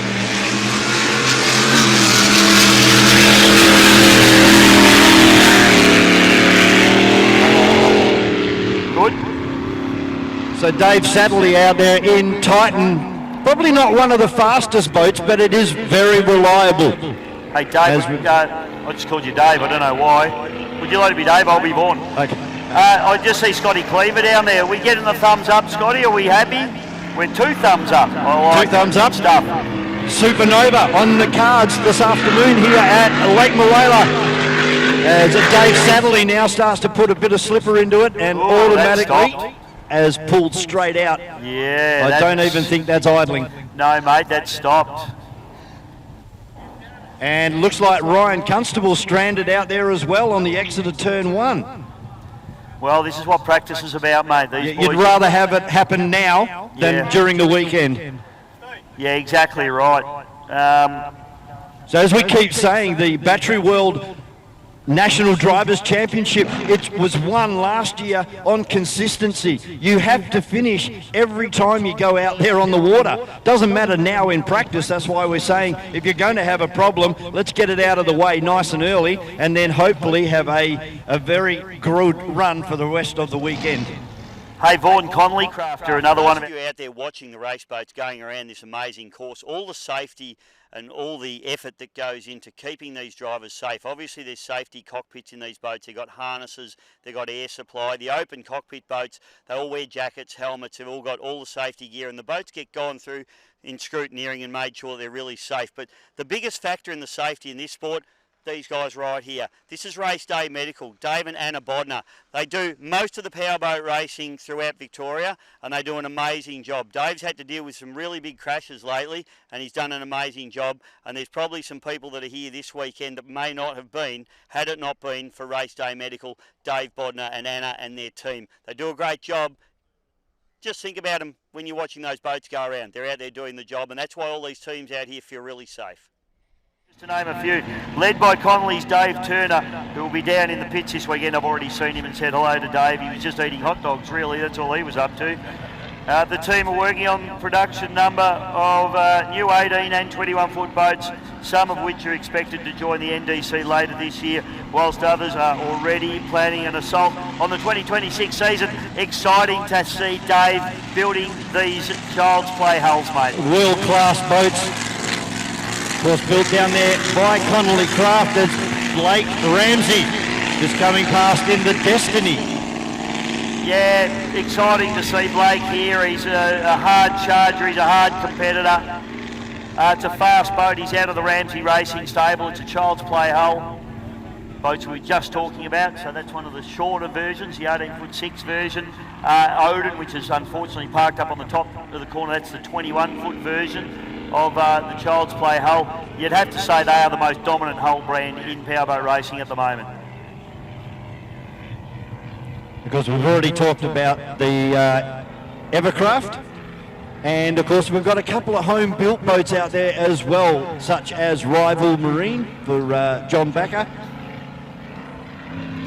and Brett Ramsey for the Ramsey hull in Ravage, a newcomer to the 2025 Battery World National Drivers' Championship.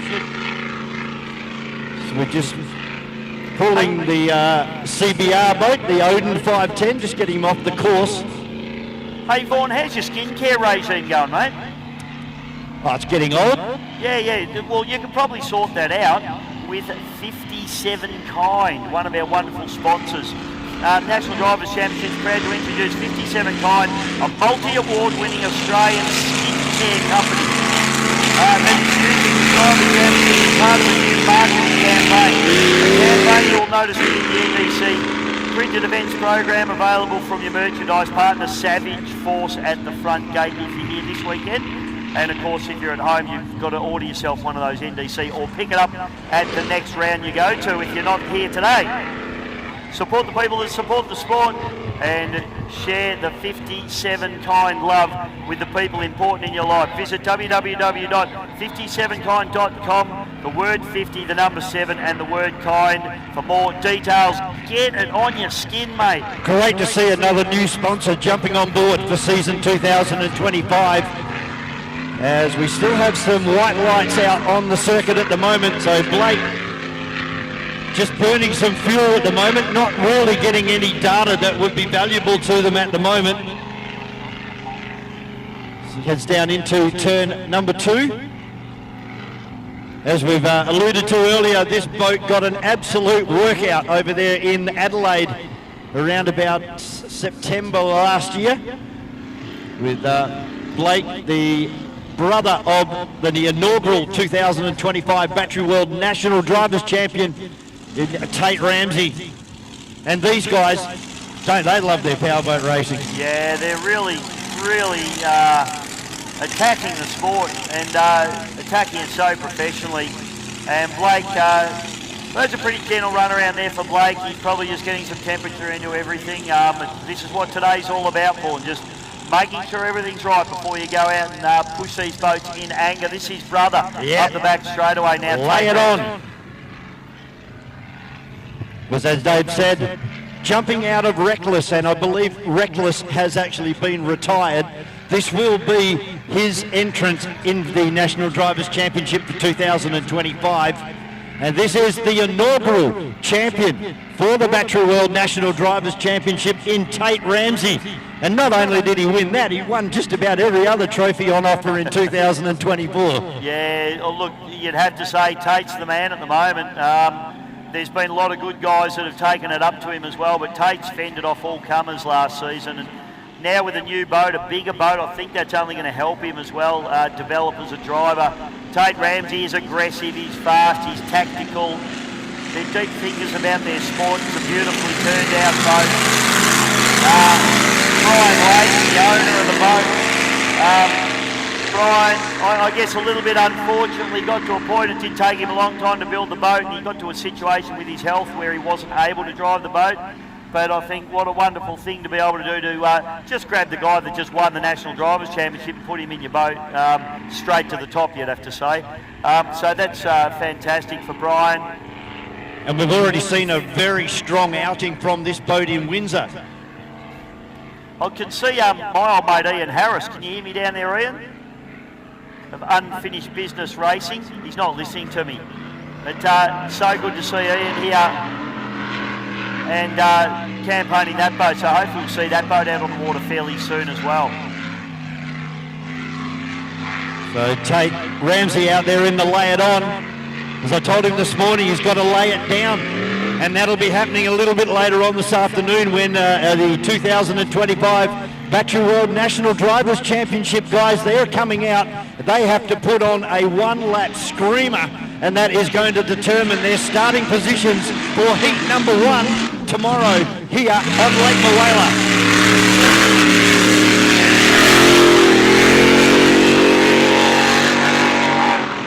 Boat just lifts its bow and accelerates across the top of the water. Not a problem at all out there at the moment for Tate Ramsey in Lay It On.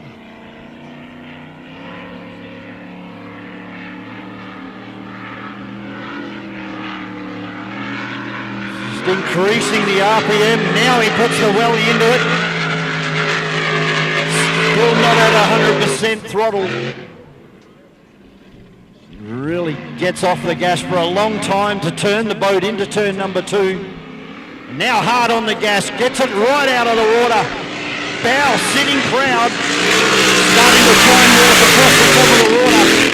And that's exactly what these guys are looking for at the moment with the water conditions and what program they have got put into their big engines.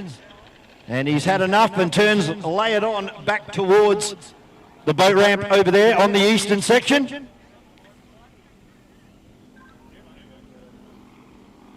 And I believe, Dave Bishop, you've got somebody very, very special lined up down there on the shore. I've been looking at his back all morning. I think it's Ian. It is Ian. He's got cobwebs all over him. Mate, you must be getting old. Ian Harris, mate, it's good to see you here, and I'm very excited to see your boat listed on the entry list. Well, it was supposed to be here, but we've had some electrical issues with the upgrades we've done. We've had everyone working on it. It's been a bit disheartening, but look, we'll get to the bottom of it. We're supposed to run at Taree last weekend and spent all week working on it with Dale Hillier, trying to get a handle on it, but just didn't want to play the game, so we put it away in the shed till next week. It's a shame, mate. I thought you were going to be here and running. I was actually expecting you to come out of the pits. That's why I thought I'd come down and chat to you. But, look, it's a shame, mate. I know you put your heart and soul into this boat for quite a few years now, and it looks absolutely stunning. I did say to the boys, though, you must be a fan of doing wheel bearings, are you? Yeah, well, it is. You know, like we check them regularly. 6 of them to play with, 6 sets of dispatch. But, yeah, look, hey, this is where we wanted to be at this meeting with this water. Boat loves it, you know, so we'll get it there. Tell me about the boat, mate. What type of hull and what engine package combination are you running? Okay, the boat was a bit original, designed by John Bradley and Paul Medill back in the late 2000s, early 2000s. A few of them were built, and John Bradley died from prostate cancer or from cancer, and Paul and John Bradley Jr. took the project on. And it never got off the ground, but I had a position that I could get access to the moulds, and with that came a boat. And Bob Thurger put the cell on it, and Rob and Gary Newell finished the boat off. And we've been playing with it. We've had some success, but we broke a gearbox at Raymond Terrace and lost the whole package deal. We didn't get anything left back from that one. Mate, you've just listed off the who's who of powerboat racing and all those names you just mentioned then. There's been some pretty good help come your way. Oh, look, we've had some pretty good help through the week. We've spent the last couple of weeks down at Rob Constable's. Rob gave me the offer to put it on his dyno. And we've all been there. And, you know, we've had the Alan Smiths, the Paul Bellas, you know, you name it. They've been there trying to get a head around and get this thing working. They've got a lot of support in the background. So we'll wait and see where we go in the near future. Oh, mate, well, thanks for having a chat with me. You must be a bit disappointed. I thought you were waiting here for the boat to come out, because I was. But, hey, have a good weekend anyway. It's going to be a ripping weekend, I think. Thank you very much to the guys, and thank you everyone that's been there giving us a hand in the background. Thanks, Ian. You're a legend. Thanks, mate. Cheers. Ian Harris, ladies and gentlemen. Owner of the Unfinished Business 477, but unfortunately won't see that running this weekend.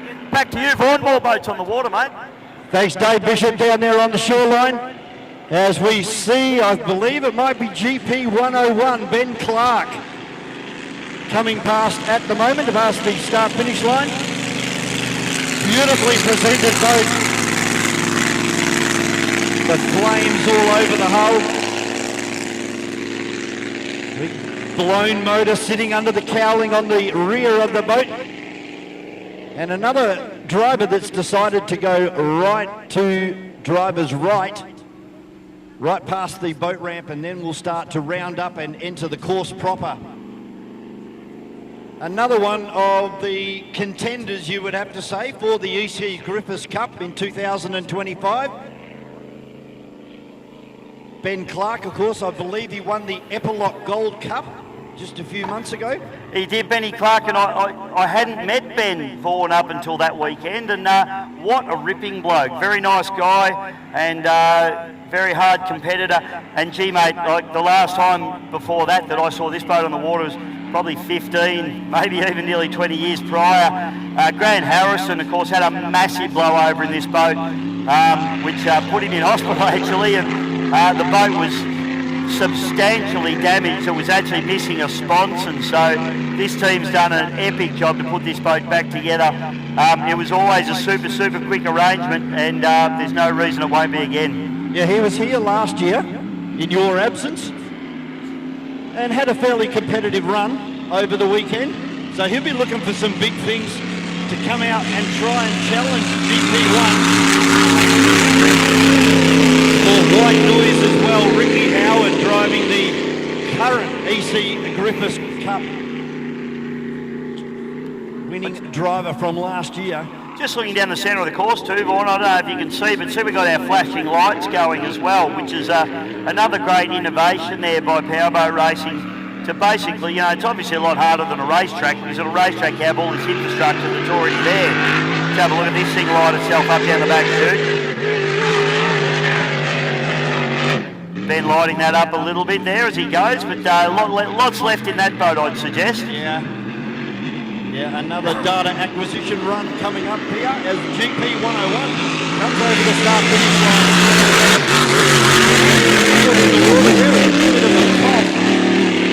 And decided to back it down.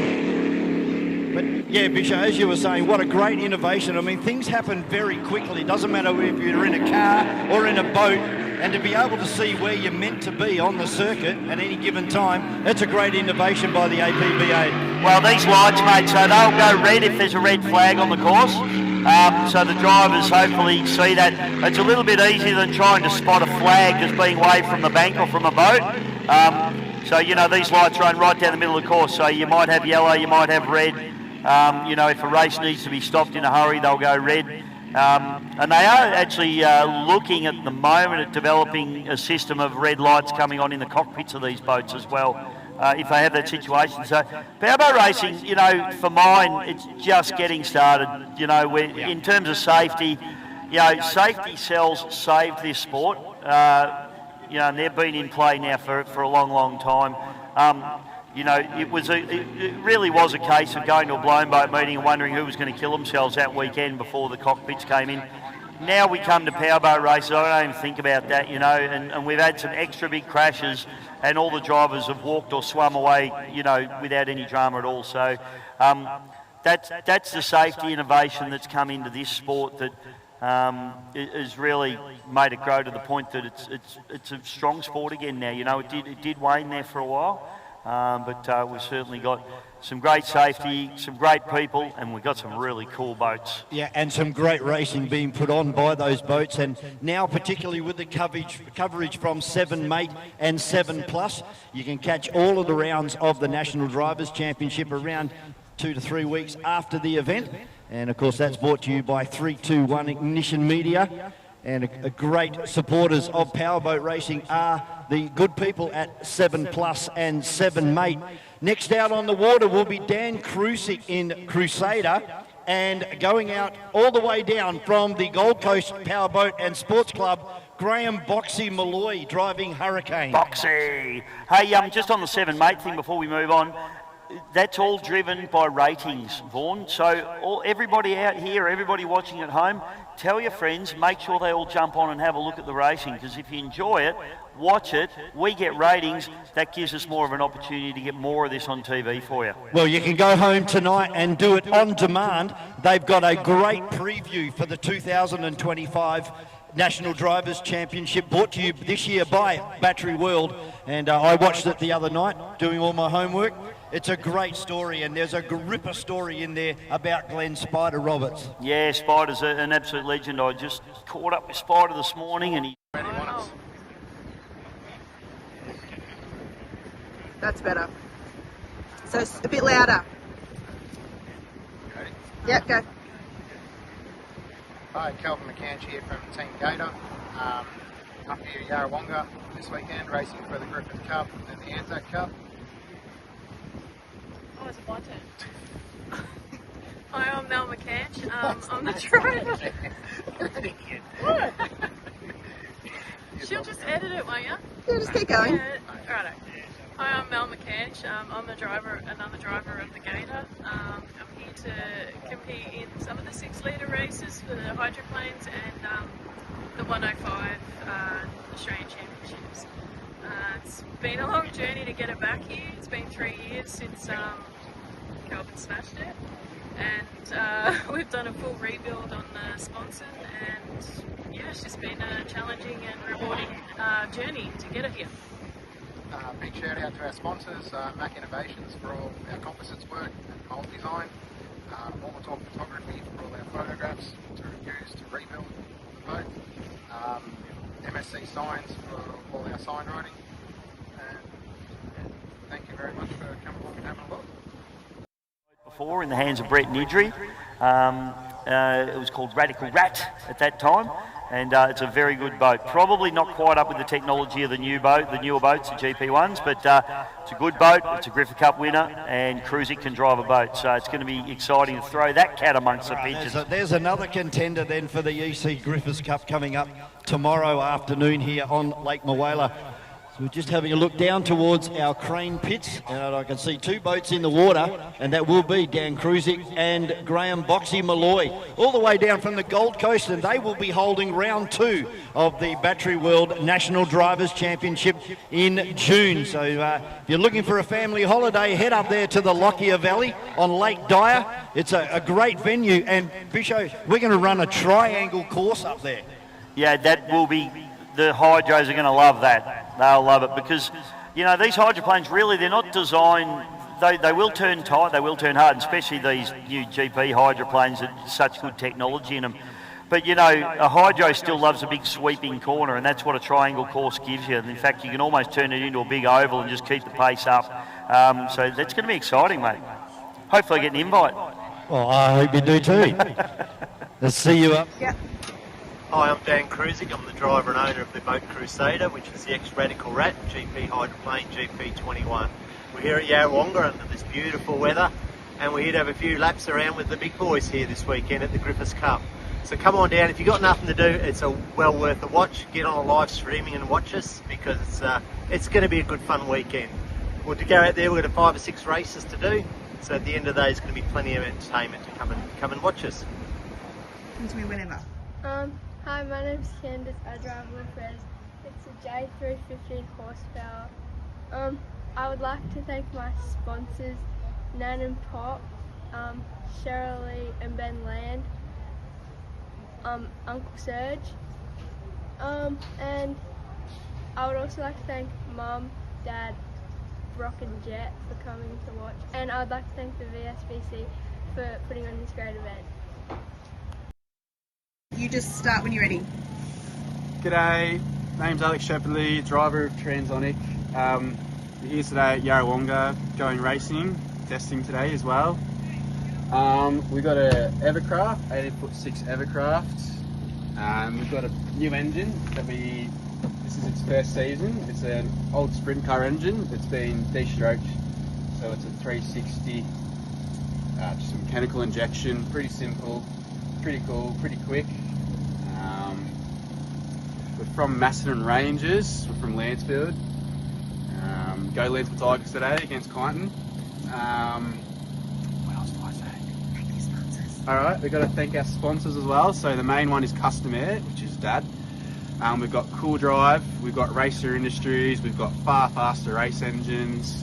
What else have we got? BHS Electrical, shout out to Brad, good luck this weekend too. Advanced Magnetos, yeah, B&R Engines, yeah. Everyone, thanks for everyone for making this happen.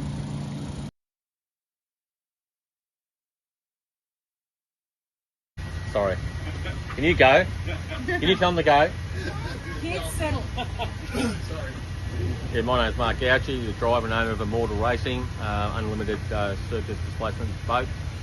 We're here this weekend for the 2025 EC Griffith Cup and National Drivers' Championship.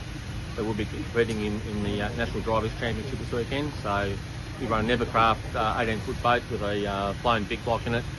And yeah, so we're looking forward to having a good weekend of racing. So also too, like to thank all our sponsors, Lucas Oils, Power Excavations, Sheridan Building, working on it, for helping us out throughout the weekend and through the year, and hopefully we can bring home the biggies for them.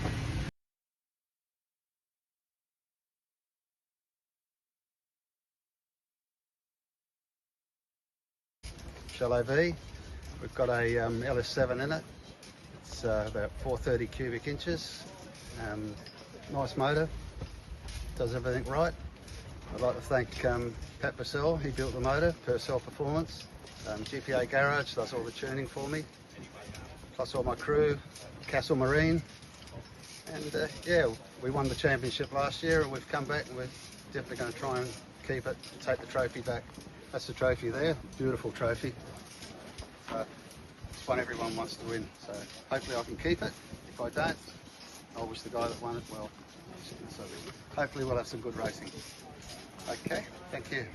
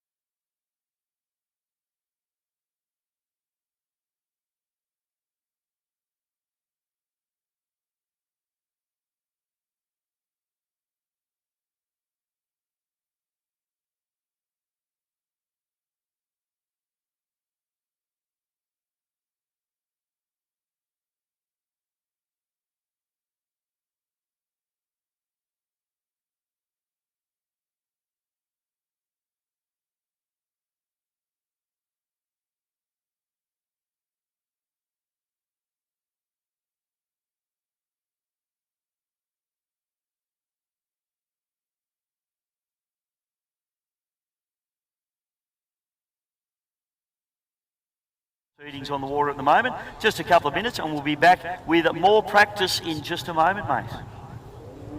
Oh, no, we won't. Straight away, Graham Boxy Malloy fired up his boat and is heading out onto the water. So, Boxy, this is a great boat. 5.2 litre, I think, is this boat. And it beautifully turned out. The paint job on this boat's magnificent, Vaughan. Yeah, it doesn't look like it's a sticker job either. I think it might be airbrush. Yeah, it is. It's beautifully paint, all the real deal. The proper shiny stuff. And Crusader. Dan Kruzik.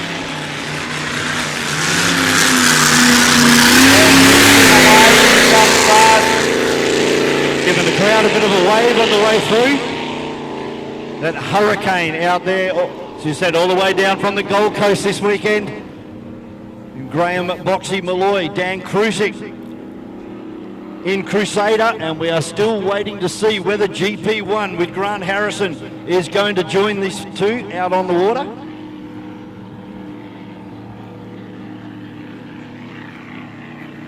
So, yeah, this little 5 litre hydro of Malloy's is it's a very tidy boat and it performs beautifully as well, Vaughan. It just looks so good on the water. He's obviously, I'm not sure, has he entered Griffith Cup? Have you got your Griffith? I'll just have a look. Yeah, I'm not sure whether he possibly has one in previously. Yeah, he is entered Griffith Cup. You know, you just never know with the Griffith Cup. You can go out there with all this incredible machinery, this weaponry, and sometimes the little boat like that's still the last one running on the course. You just never know with the Griffith Cup, and it's always a surprise. Well, Liam Holland proved that, didn't he, in Desperado a few years ago? Mate, we've seen displacement boats win Griffith Cups. You know, standout for me was Brian McCosker, rest his soul in Liberty, winning a Griffith Cup. I can't remember exactly what year that was, but I'm sure people will tell me or tell us on the internet. But you're not going to beat these big hydros in a one-to-one fist fight, but it's so much more than that.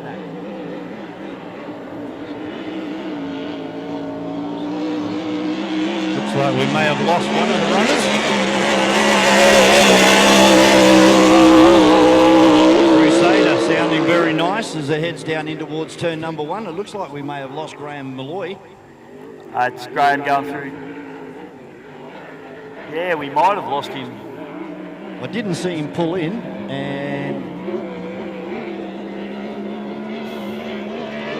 so that, I believe, is Malloy there. Yeah, and we've got Krusek down at the crane. Yeah, he's pulled into the pits there, so... Starting to get a little bit difficult to pick him up now with the glare.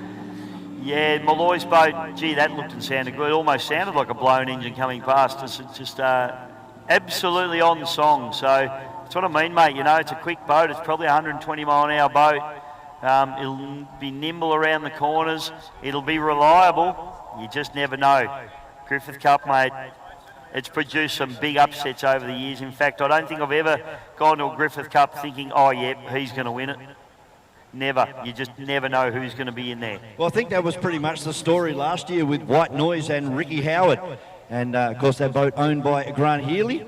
And, yeah, they just seemed to sneak up on the field. And as soon as Harrow had that unfortunate stoppage exiting turn number 1, it was all White Noise. Just nothing was going to come near Ricky Howard. Yeah, exactly right. I mean, we'll run through the boats in the Griffith Cup that are entered. You've got GP 101, Aussie Connection, Crusader, which we just saw run. Warlord, Melton Toyota, GP1, White Noise, the Gator, the Hurricane, the Turn It Up, so displacement boat, Bay City Marine, Supernova, Scotty Cleaver, another displacement boat, and Dave Satterley in the Titan. So it's a nice mixture there of hydros and displacements as well. So what are we taking, 6 entries for the EC Griffiths Cup? I think it'll be 6, yeah. Fastest 6? Yep. Can have up to 8, there you go. So, but they'll go through the heats and only eliminate a couple of them. 3. Yeah, so did you just say 3? Yeah, it's a Western Australian thing, is it? He held up 4 fingers, folks. Oh, no, it's only early. There's another couple of boats leaving the boat ramp over here on the eastern side. Looks like that might be Tony Willis out there in Buddha. Okay, so open cockpit, so that's Buddha, yep. The orange machine.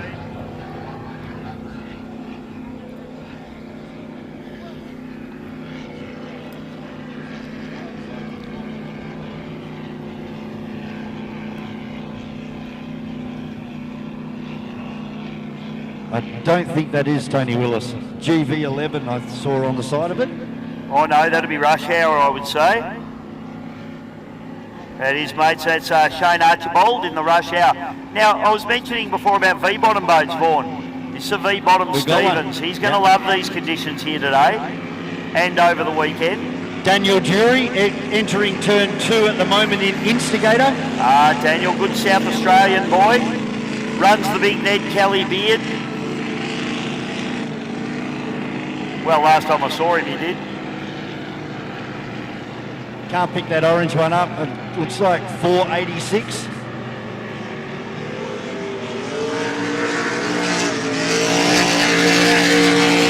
And Steve Rumble out there as well in Cutcat Racing. This will be Juggernaut there, mate. Ian Irvin, which is... Steve Rumble behind him in Cutcat. Stevie Rumble. Another one to keep your eye on. Never have you seen so many cat emojis on the internet as when Stephen Rubble writes something. So Juggernaut there, the orange machine, which is Ian Irvin. Daniel Jury coming down the main back straight. Instigator. Just to back out of that one real quick. Yeah, I think Stevie was wondering what Juggernaut was doing there for a second, so he just had to run around the outside and backed it down.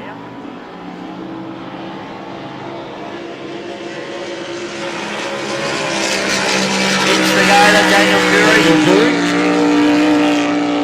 Instigator. And this one, Juggernaut, did you say? Rush Hour there. Rush Hour, yep. So that's Shane Archibald. So that's an 18-foot-6 V-bottom Stevens. So look at the bottom of that boat, quite a steep V on those. You can around about, I think about 12, maybe 14 degree V on those, and really good rough water boat. And for these classes, a really good boat. So he might do very well here this weekend, I reckon. Let's see what Rumble's got here as he comes on the front straight. He's not going to give it to it for us. Caution flags out on the course at the moment.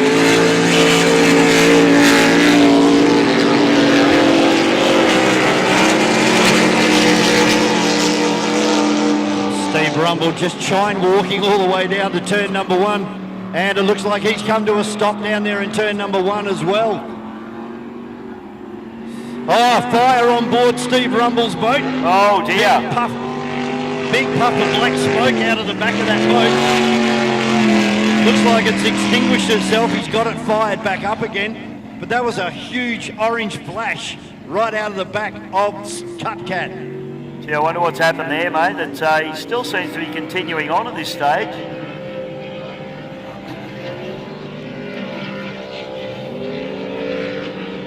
So all eyes on the second boat heading down in towards turn number 2. Cut Cat Racing, Steve Rumble. And Daniel Jury, and as Bisho said, all the way across from Adelaide this weekend. Haven't seen Daniel behind the wheel for a while. Mate, he's just one of those guys, works really hard for his club, loves his club, the Adelaide Speedboat Club, and just does an exceptional job. So he's just a good guy. We've got one boat floating across the circuit down there towards turn number 1. But couple coming back in there, mate. Doesn't look like it's blowing any smoke or anything like that. There's Daniel Jury, an instigator.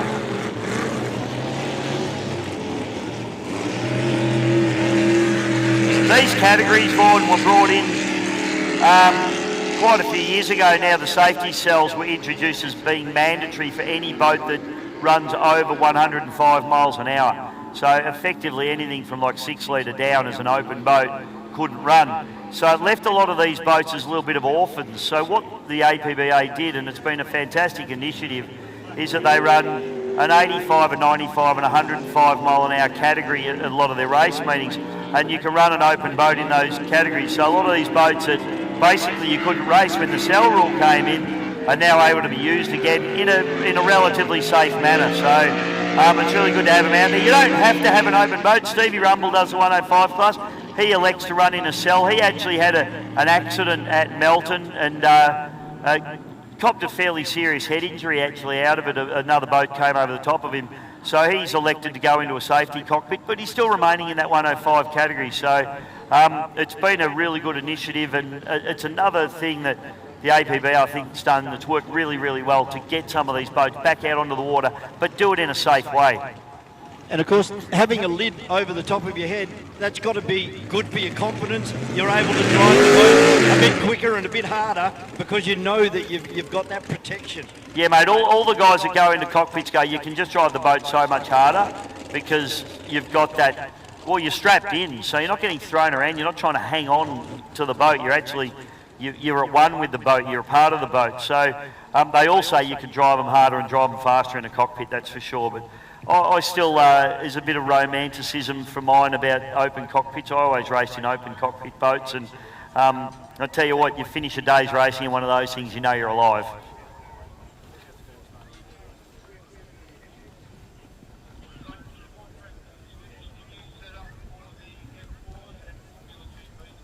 So over the weekend, I've written a couple of pieces about the opposite end of the spectrum when it comes to powerboat racing. I've got a good bio on young JD Land, who races in our J3, the future of the sport. And on the top end of that spectrum, Tate Ramsey. So we'll have a bit of a discussion about those two gentlemen over the weekend. But looking at the amount of juniors here and of course...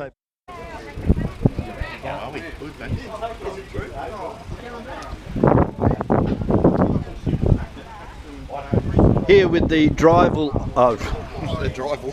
That's a good dribble. Drival. I've read that before. Here with the driver of Rival, of course we're talking about the man John Backer, and John came here 12 months ago with all eyes set on taking home the Les Spears. Didn't quite work out, mate, but you did go home with the Anzac Memorial Trophy.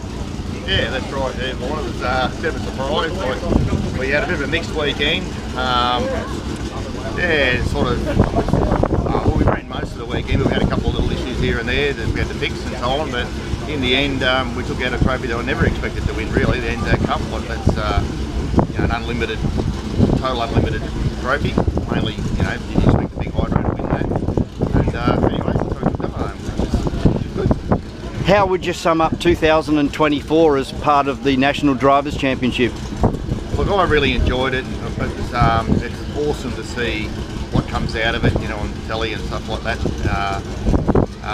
and just how it's lifted the sport, you know, like with Scotty doing the signage and pictures of the drivers and all that sort of stuff. It's just really made us look good, like the whole voting fraternity.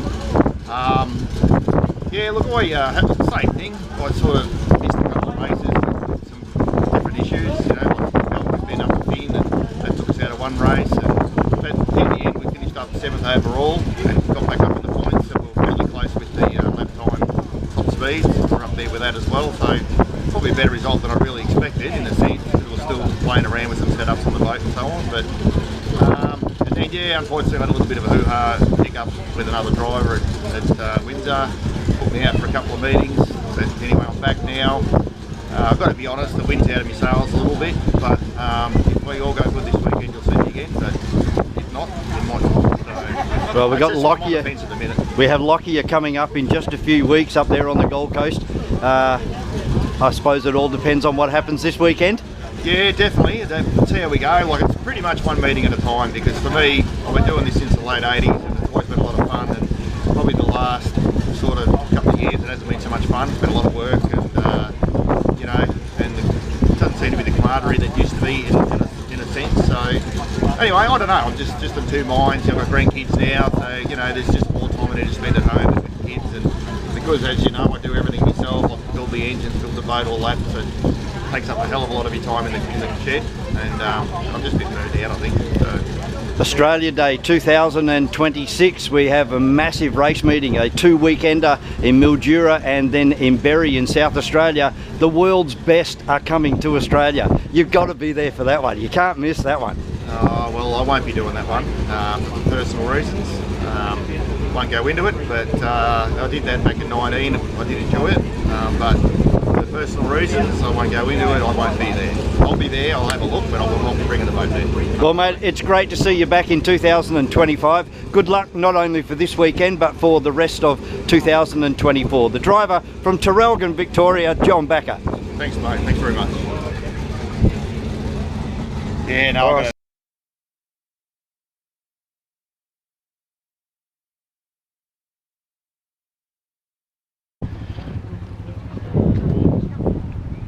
Here with the driver of Turn It Up for MSC Racing. Of course, it's Connor Patterson. Connor, welcome to Lake Moala and of course the EC Griffith Cup. What are your expectations of this weekend? Hopefully we get it back in the A main. That's sort of the goal. Just A mains all year, and we'll be competitive in the points scheme of points. But I'd like to be on the podium again. Going back, didn't quite make it last year. So. Bit disappointing last year. You made it all the way down there to turn 1, and unfortunately the motor switched off on you. Yeah, we're moderately disappointed. Would probably be a good way to put it. Yeah, unfortunately that whole system that we ran that caused us issues at Adelaide and at Windsor, not Mildura. Yeah, we've changed all that, so hopefully it should be a little bit more consistent in finishing and how the boat feels. Well, that's what it's all about. This Battery World National Drivers Championship, it rewards consistency, and there was a few drivers last year that were sitting up with you very early and managed to fall down the table simply because they weren't finishing the races. Yeah, unfortunately, you know, we had 125 points worth of DNFs and lost the championship by 65. So doing the maths, we could have come last for every race for the back half of the year and won. So yeah, it is what it is. We'll live and learn. Just, you know, we haven't pushed that motor so far through the year. It was always a spare. We haven't been able to get anything else together. So spent the time and money and the effort, and sort of juiced it up a bit. Spoke to your dad earlier today. He's fairly confident of a good weekend for you guys. So let's hope the MSC signs our racing team of Connor Patterson and Turn It Up. Let's see whether you can do well this weekend, mate. I'm expecting good things. Thank you.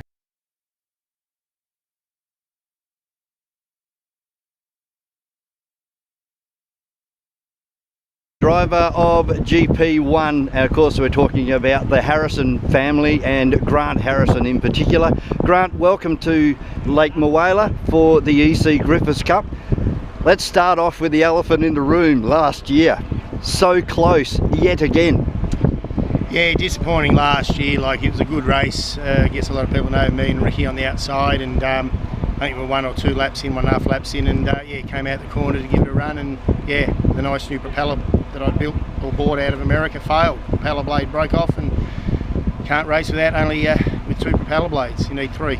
And of course the propellers are an integral part of any powerboat racing, but in particular hydroplanes. So important, it's a bit of a black art, isn't it, to try and get the prop right for the conditions. It is. We're in such a boutique industry, and what we're doing is, at the forefront of powerboat racing, and these propellers are the best in the world. So you go to the best in the world in America, and unfortunately you get let down. We did testings after. It was supposed to be a cast propeller. I won't say what the results came back were, but it wasn't what we thought we'd bought. And I think it did maybe 20 laps in total and failed, and we bought it off a renowned propeller builder that unfortunately let us down, and still has today. We bought 2, only got 1 delivered. Well, the hydroplane racing on the east coast of Australia has always been very popular, but later on this year we debuted the new Lucas Oils 2-round hydroplane series. That's really exciting for the sport. It is, and look, it's great today here. This is the start of the Griffith Cup for us, and to have 5 Grand Prix hydros here is great. Hope for the NDC it makes these guys come and race more often. We've over the years raced at club race meetings and all the other championships. So with the NDC, hopefully we can get 5 GPs to every round. And mate, you're a very successful businessman, obviously the man behind Melton Toyota and Harrison Motoring Group. It's a great outlet for you. It is. A lot of people say, oh, you must love cars, you sell them, you're good at what you do. Well, I'm not good at what I do, I'm just passionate about it. And do I love cars? Yeah, I do, but I love boats more. Melton Toyota is very proud to be involved, proud to sponsor the NDC, proud to support boat racing. So all I can ask is that people out there, if they need Toyotas or used cars, come and see me, give me a call, and I'll try and point you in the right direction. Mate, thanks very much for your support, not only here this weekend, but in the series and the sport itself. And look forward to a successful EC Griffiths Cup. Of course, you're sitting on 9 in the Harrison family. That's that elusive 10. It's a bit like Peter Brock. Yeah, well, let's call it 10, because the old man won one in '86 as owner-driver of the Rat, so that was his first. And then from there on, I've won 9 as a driver, so he's got 10, I've got 9. I'm hoping to try and catch the old man, that's what we'll call it. Maybe not get to that 10, just catch the old man. Mate, the driver of GP1 for Melton Toyota, Grant Harrison. Cheers, guys. Then the Yarrawonga 4x4. So Tyler Gilligan, he's a member of the Australian Formula Grand Prix Club. And then Go RV Marine, Jackson Seckham, who's a Victorian Outboard Club member. So all 4 of these boats identical. It's going to come down to how they're set up and who can drive them or fly them across this water here on Lake Moala. It is good racing with these boats at the moment. I mean, this is just a practice here for them at the moment. They're not racing. So they'll just be getting them dialed in. Their crew chiefs, which is usually their dads, talking to them on the radio. I see Steve Gilligan down in front of me. He's talking to Tyler on the radio. But, mate, how good is this for these kids to come through? All of these kids have come out of the junior ranks. They're stepped up into this F4 category. And it's a good, fast, close, competitive but safe form of racing. And anyone would be happy to put their kids in one of these boats. You just can't do anything wrong in them. Even if one does fall over, they're in a cockpit. It's got, 8,000 Newton metres of force in the cockpit cell. No one's getting hurt in these things, and it's just a great form of racing. Love it. As you said, the next step up out of the little J3s, up into a 60 horsepower Mercury racing engine, pretty much untouched.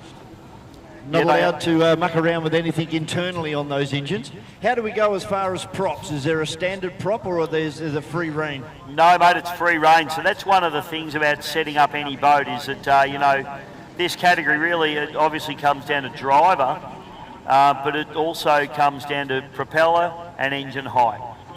Balance of the boat, okay, so weight distribution. All these boats have to run to a certain weight, but you can put the weight where you want. So a lot of them will run lead bags in them, so the boat will actually weigh underweight, and then they add weight to them, but they can add the weight to where they want it. On a rough day, you might put the weight in the front of the boat. On a smooth day, you might put the weight to the rear of the boat, or you might even just even it out and have it around the midships as well. You can adjust, you know, things like fuel tanks are movable, batteries are movable, so you can actually slide them and get that COG where you want it. So that's what it's all about. It's critical, and these kids are learning all this stuff while they're out there racing. I mean, it's, you know, get off the bloody Xbox is what I say. Get your kids out doing this stuff. It's fantastic. And after the initial purchase of the boat and the motor, costs you nothing. It's economical, isn't it? As mate, far as motorsport, I love this. Mate, you've been involved in go-karts, yeah? Yep. These guys have never put a tyre on one of these. They've never had to replace a set of brake pads. The only tyres they change are the ones on the trailer, and they buy them second-hand from the wreckers. You know, it is an incredibly cheap form of racing. I mean, yes, the initial outlay is not stupidly high. I mean, you probably buy one of these boats for $25,000, and you know, you get a hell of a lot of boat for that sort of money. You know, most guys running go-karts, I don't know what the go-karts are worth to buy these days, but about $7,000 to $8,000 ready to go. And then you'd probably throw that at them again, racing for the year in tyres. So tyres and engine rebuilds, and these guys may have 2 or 3 props. The props don't wear out; they just don't. So. Yeah, it's probably the cheapest form of motorsport you can do. And to rip a bunch of people. Well, that's the more important thing, really, is the people. See, look at all the dads, mate. Davey Meads rolls in. Yeah. Got Darren Bride down there. Got Glenn Seckham. He can't be bothered talking to Secco. He hasn't even got radio on. So it really is the family sport, isn't it? It certainly is. We've got Harry Meads down here, who's Jack's brother. He's keeping an eye on him. He'll be stepping into the boat next, no doubt. He runs in the junior categories. So that's Jack Meads now, ladies and gentlemen, as he comes past in the Bud Light. As we watch up through the top turn, the Yarrawonga 4x4 machine just going through the top turn and coming down into the pit area as well. So I think these guys are done, Vaughan. Yeah, looks like the Yarrawonga 4x4 boat's going to have another crack. No flags being shown down here by race control at the moment, and Jack Meads has turned around, so he may be coming to have a look and possibly going to have a crack at a wall start here. And you probably noticed too, mate, that they seem to be running a short course, so I'm thinking that's what they're going to race on as well. Which is good. The big course probably a little bit too big for these little boats, so it's good to have them running a slightly shorter course. Keeps the racing a bit tighter for them as well. Yeah, Jack Meads has now turned around, so he is done, heading back towards the boat ramp. Even the big boats are running this shorter course, I've just been told. Thank you. So that's going to be good. It's going to be pretty exciting, this bottom corner. We're going to have a great view of when the big boys head out there into this bottom one, and they'll be right on it. And if there is any incidents, we'll be first on the scene. We'll be all over it. As this one just flying across the top of the water. Looks nice and stable. They are. They're great, mate. That's Tyler Gilligan. So I do laugh at Tyler running around there with a Mercury on, because his dad, he bleeds Evan Rood and OMC. But you know what? They closed up because they were nowhere near as good as Mercury's, and now he has to run a Merc. White engine cow versus engine cow? If it's white, it ain't right, mate. As they fly down now towards turn number 2. And being a stock motor and not being able to push them past their limits, you get a fairly good engine life out of these Mercury race engines. I would think hundreds and hundreds of hours. Without a teardown? Without a teardown, yeah, I would have to think, easily. So pretty much once you've bought the boat and the motor, you're set for your F4 career, basically. Basically you are, mate, absolutely. And hey, I mean, these are all basically kids or young adults out there running in this category, but there's no reason you and I couldn't jump in one of these, Vaughan, and go and race it. It's not a junior category, it's for anybody. I don't want to get cleaned up by a kid. We probably would.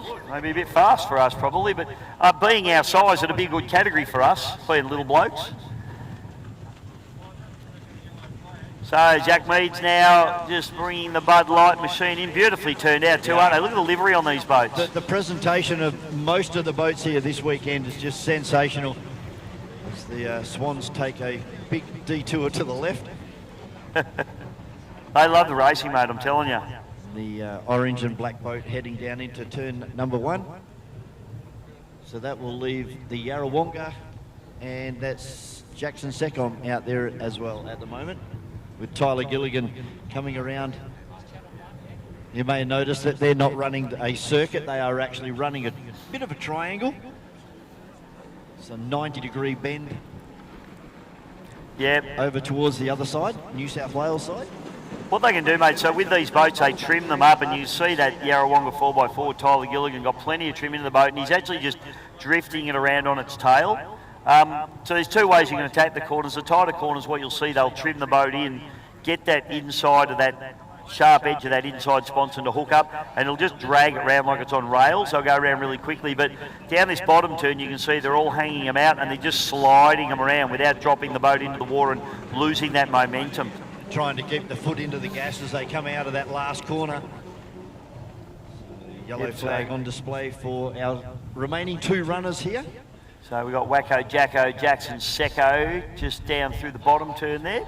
So with the AFGP guys, which are probably coming out very, very shortly, they'll pull up to 5 Gs into a corner. Yeah, absolutely, mate, they will. And you need to be physically fit to drive those boats, because your neck cops out. They all talk about in Formula 1 cars, you know. Well, Formula 1 cars pull those sorts of Gs. These boats pull similar Gs to what those cars pull. So, you know, you need to be doing the neck exercises and the strengthening exercises. Otherwise, you know, and the AFGP races are quite long. So you're out there for quite a lot of laps, and fatigue definitely comes into it. I've spoken to a lot of the drivers, and a few of them said, hey, I'm not fit enough, you know, I'm fading away towards the end of the race meeting. So definitely an athletic sport, there's no doubt about that. With those AFGP races, they're normally held over 13 to 15 minutes. Yeah. So that's a long time, because you're concentrating. You don't have a rest in these boats. Even when you're in a straight line, where if you and I were in our race cars, we could have a bit of a breather in a straight line. These guys can't, because the water is changing underneath them, wind getting under the front of the boat. You've got to be on it at all times. Absolutely. And I just saw Michael Platts walk past, and he's just an example of the fitness level required to drive a displacement boat. He's not listening to me. He's bought his welder with him this weekend as well. It was hilarious, I thought, and he's not even listening to me, so wasted. They'll have to watch the replay. He'll hunt me down. Tyler Gilligan bringing the Yarrawonga 4x4. Good stuff, Tyler. So that's our F4s, guys, and we'll see some great racing. Close, competitive racing. Can't pick a winner from practice. Cannot, no. They all just sort of went around and did their thing, just got the laps done, and they will have been watching the RPM. Yeah, they'll get back into their pits, and their crew chiefs / dads will be all saying, so what RPM were you doing, and what speed did you get to, and how did it feel in the corners, and how was the trib angle, and debrief on all that stuff. They might make some changes, they might be happy. So it's just going to be about making sure these boats are right to go, because as you know, mate, when these categories are so tight, you know, they're all got exactly the same horsepower on very, very similar hulls as Jackson Secom now just comes past our commentary point. The only thing you can do is have your setup perfect and drive properly. So all of the boats now returning around to the boat ramp. So I think we might take a bit of a break, Bisho, and have a quick drink and refreshments.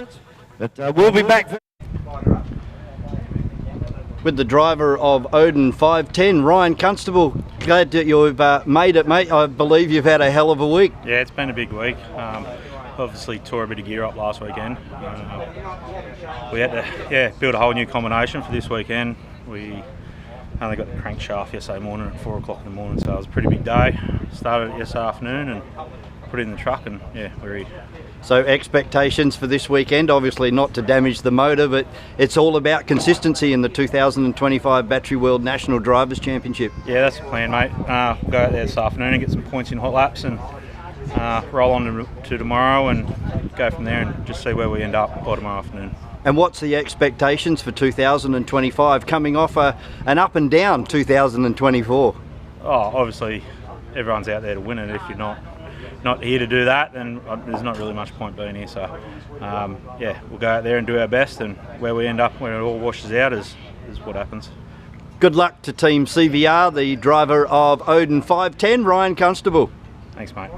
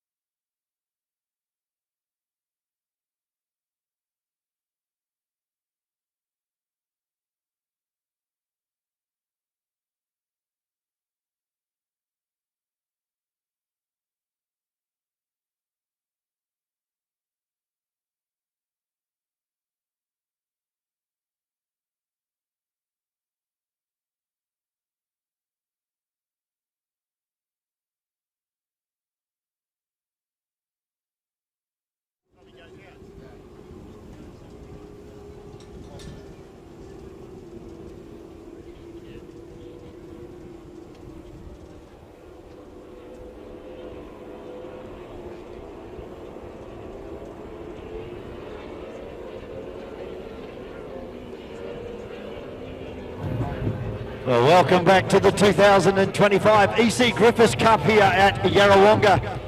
And out on the circuit at the moment is our AFGP runners, our tunnel boats for the weekend.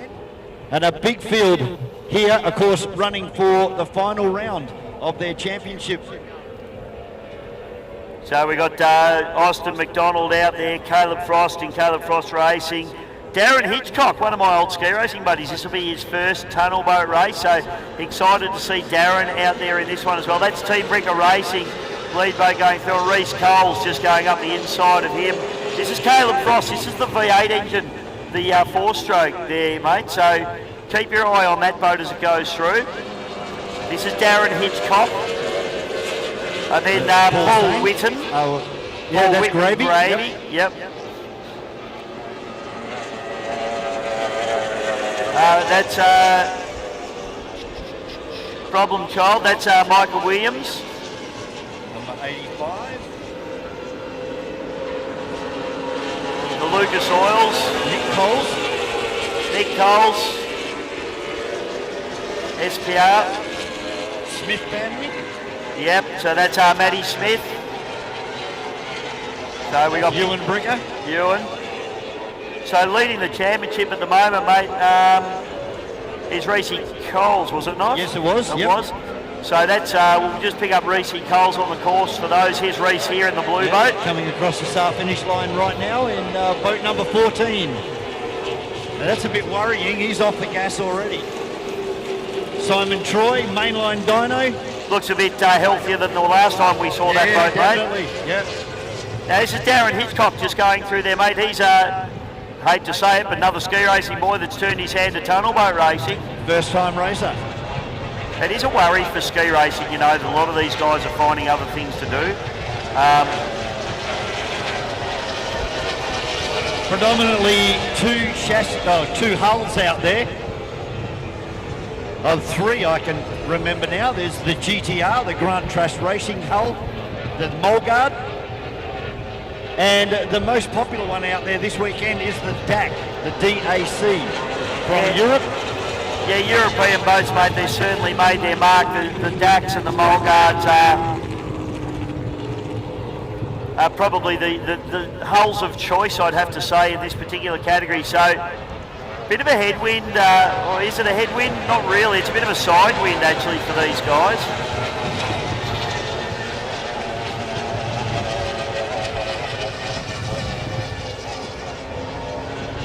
A very exciting form of motorsport is this tunnel racing for sure, with the AFGP here on the EC Griffith weekend. And they will have a couple of fairly long races coming up over the weekend on the Saturday and the Sunday to determine their champion for season 2024-25.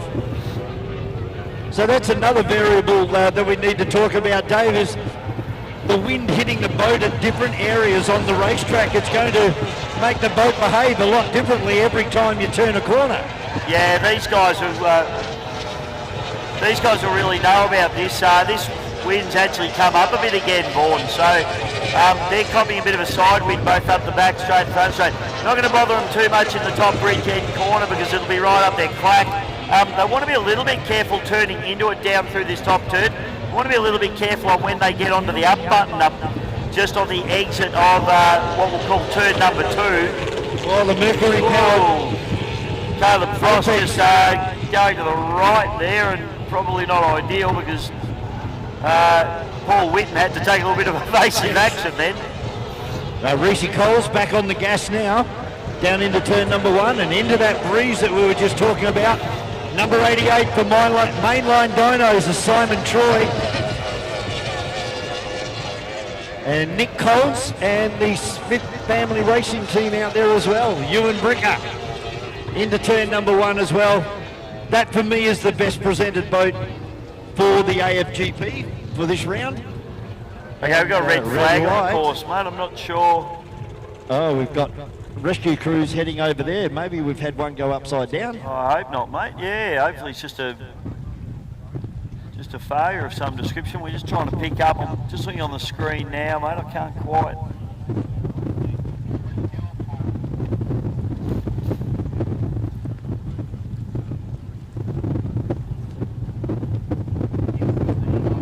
Oh, we have had one go over, mate.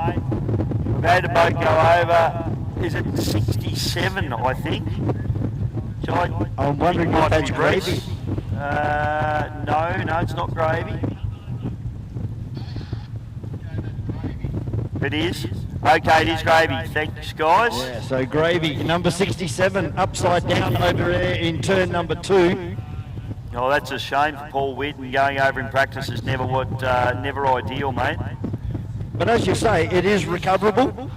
Yeah, in most cases. Yeah, let's hope so. They, you know, as long as there's no hull damage to the boat, hopefully they can get it turned around. That's the sort of thing Sam Lucas would do, to be honest. He's looking at me. The smiling assassin. Not really, mate. You do it in a race. You'd wait till the race. At least. Were you on the radio to him? Oh dear. He's all right, I assume. Yeah. Huh? He's bruised his ego. So you've spoken to him since he's rolled it. Okay. So Sammy Lucas is on the radio to Paul Whitten and my man Levi Whitten. It's his uncle out there. So Levi's going to be a busy boy. We might not be doing any more interviews with him. But you boys are going to be busy. His brother David's down here. Dave's a mechanic, so it sounds like you're going to be busy this afternoon, David. So besides draining the boat out, getting out all of the water, what happens now once that boat goes back to the pits? Power head off? No, probably not. I would suggest, so that boat runs the, we were talking about the 2 different engines in this category. Probably lucky it's a pretty basic carburetted 2-stroke engine, this thing. So it's an FF block 2.5 litre, 2.4 litre I should say, sorry, carburetted engine. Now, what you can do with those things, you drop the plug out the bottom of the carburetors, you drain the water out of them, you bring the fuel up to it and you start the thing. That's the best thing you can do. Pull the plugs out, crank it over, and then run it for a good half an hour. Make sure it gets nice and hot. Obviously you need to run it off a separate fuel tank because his fuel tank's going to be full of water. They'll run it for a good half an hour or so.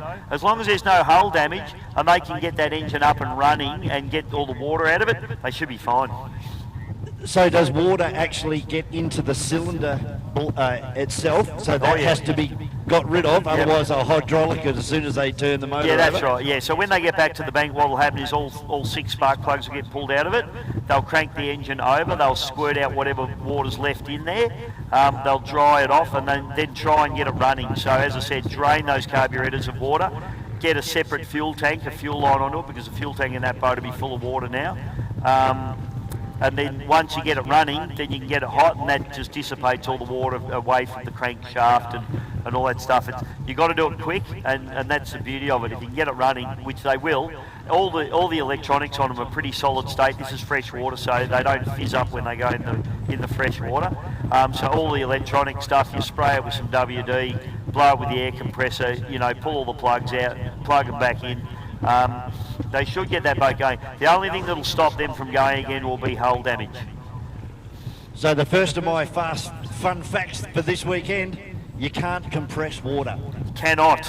So it doesn't matter what you try and do, you cannot compress water. So in that instance that we were just talking about, if there was water inside the cylinder bore itself, when the piston comes up to top dead centre and it can't push that water up anymore, it comes harder than concrete, and something's going to bend, and unfortunately it'll be the rod. Yeah, it'll bend a rod and it'll usually break it in half, and then it'll helicopter the block in half as well. So they come flying out sometimes as well. Not ideal. No, not ideal. So, but the boys are all over that. They'll get that sorted. As I said, crew chief is a motor mechanic by trade. He owns his own workshop out there in Ringwood, so they'll know what they're doing. They'll get it going.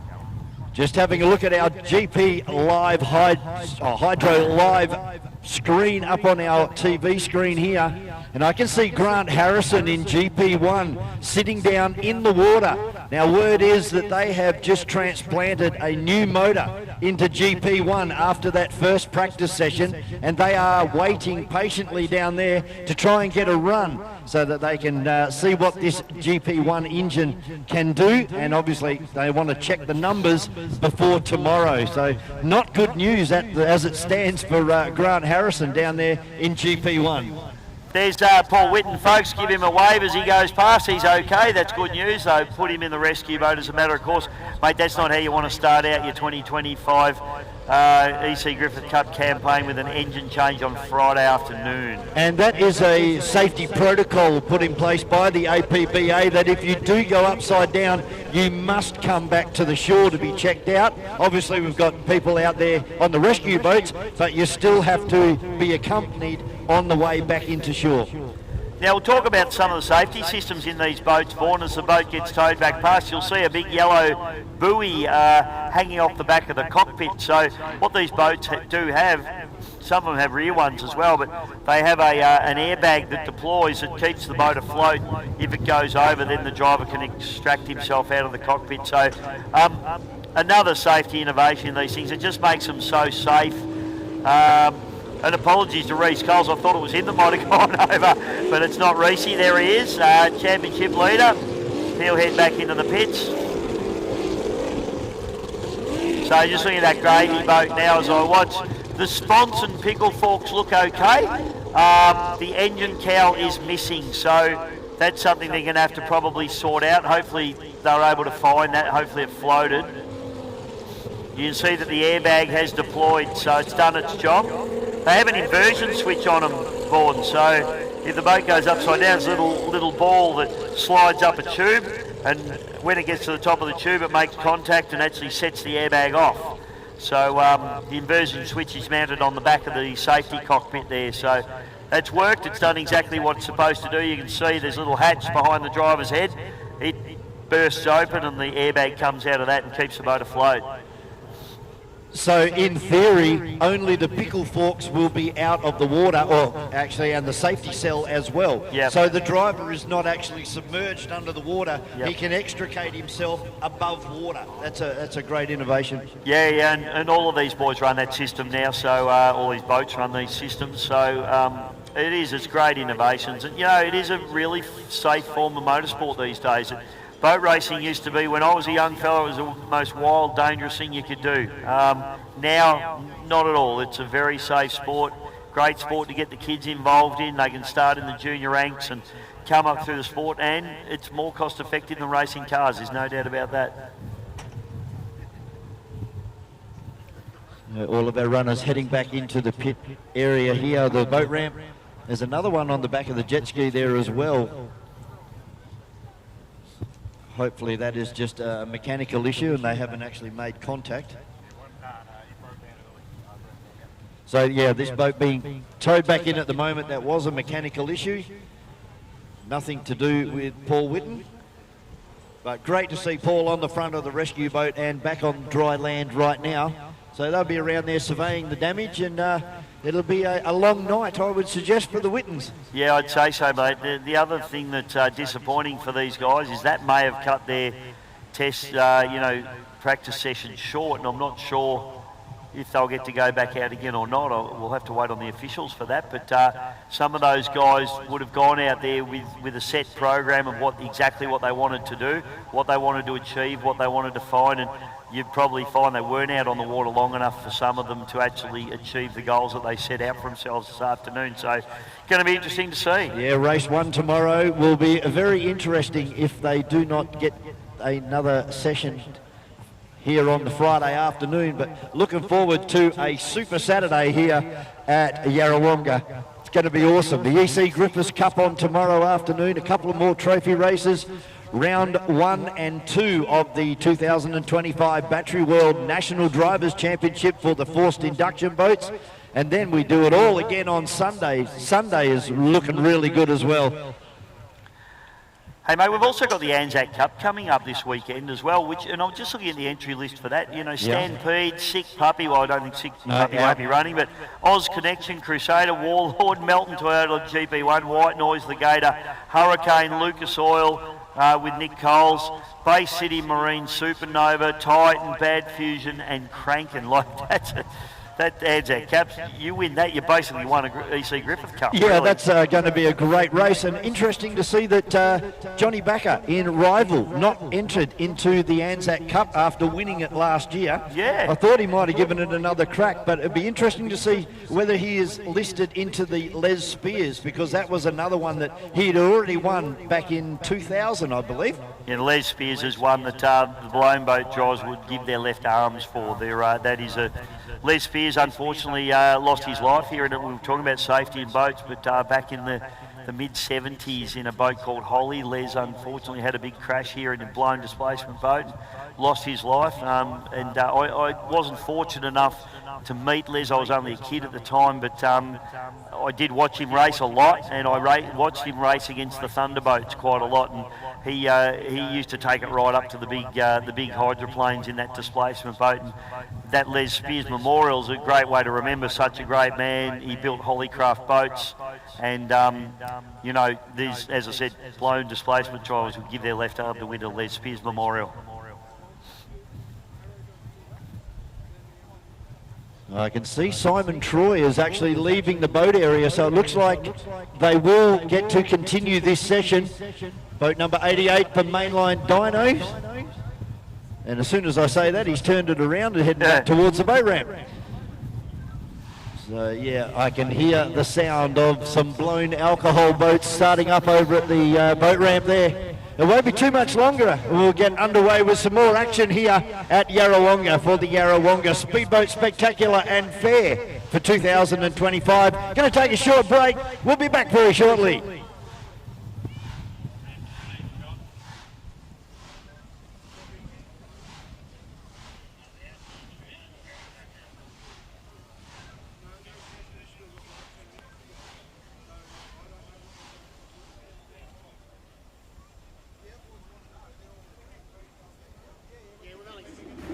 Off the back of the success of the 2024 National Drivers' Championship for forced induction unlimited displacement boats, the series has grown in 2025 to include the stunning unlimited hydroplanes, with 2 events scheduled for the debut season, whilst the 6 litre category will also have its own 2-round series. The final dates and venues for these events to be released in the coming weeks. For the new Lucas Oil Hydroplane National Drivers' Championship, there is much anticipation for rebuilding a category for which there are a number of boats scattered around the country, a few of them having seen the water in recent years, something which proves a frustration to 2 of Australia's World Championship winning drivers. It's really exciting, and to see what the displacement guys did, the forced induction guys, the TV footage, the stuff on TV for our sponsors, was just amazing. Now to allow the GP hydroplanes to come in is sensational as well. We obviously don't have as many boats in GP hydroplane racing as we do the blown displacements. If we can get those boats all together at the same venue at the same time, it's going to be good. We've got 2 rounds. We need to, as a Grand Prix hydroplane class, make sure we all commit and we all get there, and yeah, it's going to be great for our sport, and it's just moving forward and getting bigger and bigger. I've always been a hydro person. I've always loved hydros, so, you know, and that's sort of been in my heart my whole life. I think it will work if we can get the guys to work together and drag boats out the shed and get rid of the egos and just go and, you know, try to make the sport better. For Harrison, like many of the leading hydroplane drivers in the country, the EC Griffith Cup at Yarrawonga over the Anzac weekend provides the ideal testing ground to prepare for the Lucas Oil Series later in the season. The former world champion looking for a record 9th win in the iconic event and the chance to make amends for a prop failure last year. Grant and Ricky, they want to prove it wasn't a fluke, that, you know, they beat us fair and square, even though we stopped. Had to throw that in. Troy in Warlord had a fire, didn't even get to compete, and that is a super fast boat as well. So yeah, the three of us are going to be there for sure. There's other boats out there, GP 101 that's come out, Crusader, Dan Kruzik, he's coming for a run as well. There's going to be a bunch of boats. Yarrawonga has gone from strength to strength with a fair, with a carnival. I'm expecting a really big weekend. We have been lucky, and I hope I don't moz this, I hope I don't, but last 4 or 5 years, weather's been sensational, the water's been great, and as long as it's like that again this year, we'll have a great event.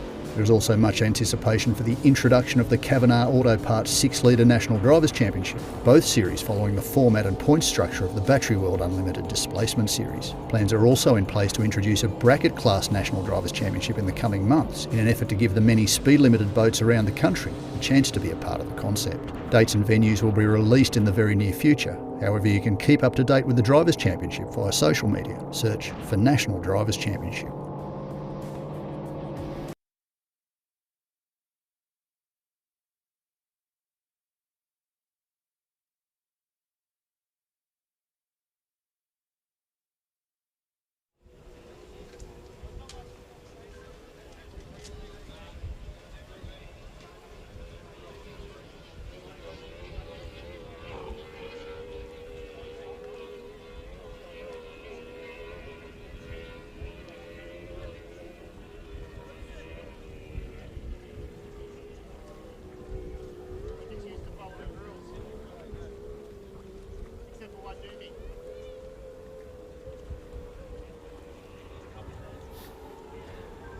Rightio, welcome back, ladies and gentlemen, and we have Darren Hitchcock out on the water.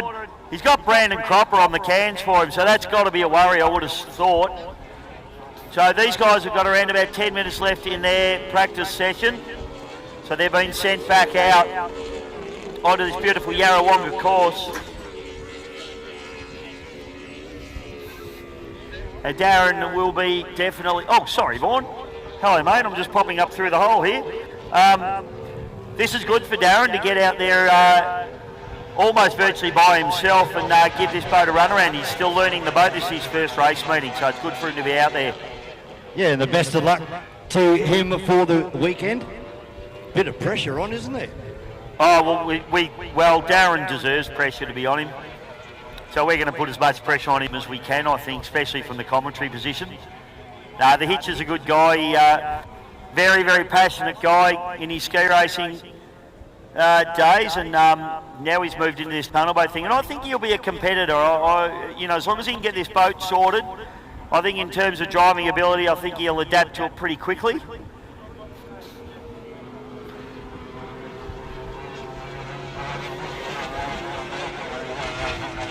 It's another one of the boats heading out at the moment. Looks like the LFR boat with the Mercury Apex motor on board. Yeah, that'll be Caleb Frost in Caleb Frost Racing.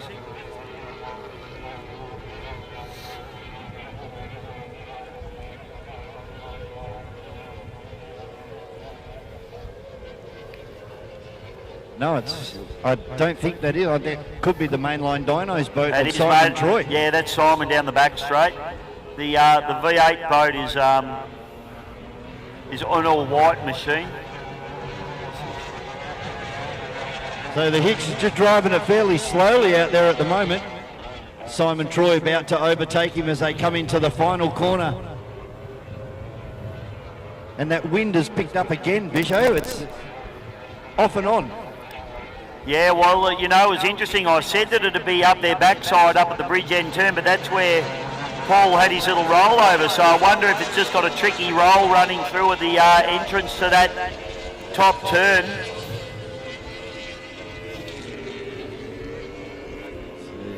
This could be the Smith family racing team coming towards the final corner at the moment.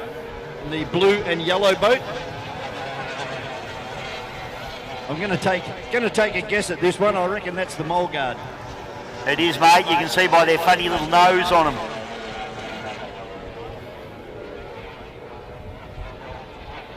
So very, well, they're the latest and greatest in Europe, those particular boats. So it's great to have a few of them here.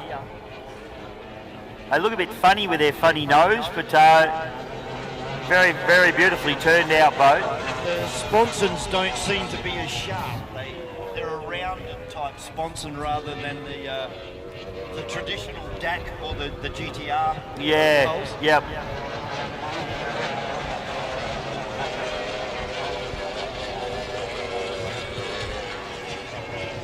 So they've obviously found something in a wind tunnel that works for that particular style of boat. Yeah, definitely. I would say it's been a fair bit of wind tunnel testing on these boats, and these guys are pilots, there's no doubt about that. You know, again, it's more about aerodynamics than it is about hydrodynamics with these boats. Simon Troy in the mainline dynos boat number 88 into the first corner. Yeah, it'd be interesting to get a read on what these boys think about this course here at Yarrawonga. They actually raced here, but they actually raced just over out the front of the ski club.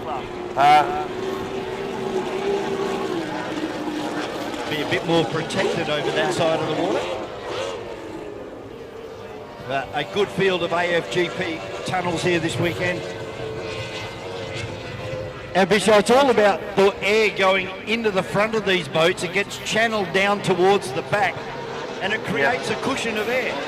Yeah, it so does, that's why mate. we refer to them as pilots, because they're actually flying above the water, maybe 6 to 8 inches of the hull towards the back of the boat in the water. Yeah, that's right. So basically the tunnel gets smaller as it goes back. So what happens here, it's like a funnel. It goes down the tunnel, but then it gets compressed at the back of the boat and picks the back of the boat up. So the ultimate running angle, I guess you want just the tips of the sponsons at the back of the boat running, but it's just a fine line between enough air that it's lifting the back of the boat up, but you don't want too much air for it to lift the front of the boat up, and they will blow over backwards for you. So they say there's only 2 types of tunnel boat drive aboard, ones that have been wet and ones that are going to get wet. And one of the best names of a piece of motorsport equipment is on these boats, and it's called the pickle fork. The pickle fork. Now they were put there for safety reasons as well. They're a piece of plastic basically that's designed to break off rather than making impact with a driver or with another boat. Yeah, well, I mean, you know, back in the day, originally they weren't, mate. They were just pointy, and they were having problems where, in a collision, these pickle forks were driving into the side of the cockpits and hurting people. So, safety innovations as they come through over the years, these cockpits are now designed to withstand about 8,000 Newton metres of force. So, for one thing, they've strengthened the cockpits up substantially to what they were when they were just, you know, timber and ply back in the day. But then they've made them cut their pickle forks off, so the boat's actually finished. They don't have pointy tips. The tips on them are deformable. So they're just a really lightweight plastic or fiberglass shell that's designed to smash if it does have an impact or come off. So it's a simple thing, but you know, it's a thing that's probably saved plenty of people from getting hurt.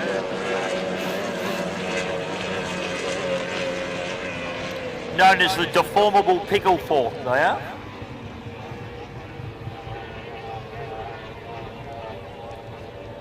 Caleb Frost on screen at the moment, just exiting turn number 1 and applying the power down with that side wind now that's coming across from the north.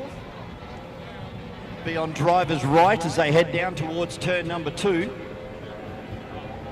Then automatically that 90-degree corner down there, now the wind's coming from driver's left. So the boat behaves totally different on the way up to turn number 3, where they hold it flat out and let the boat drift across the top of the water.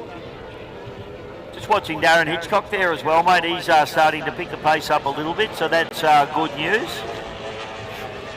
LFR, boat 777 going through.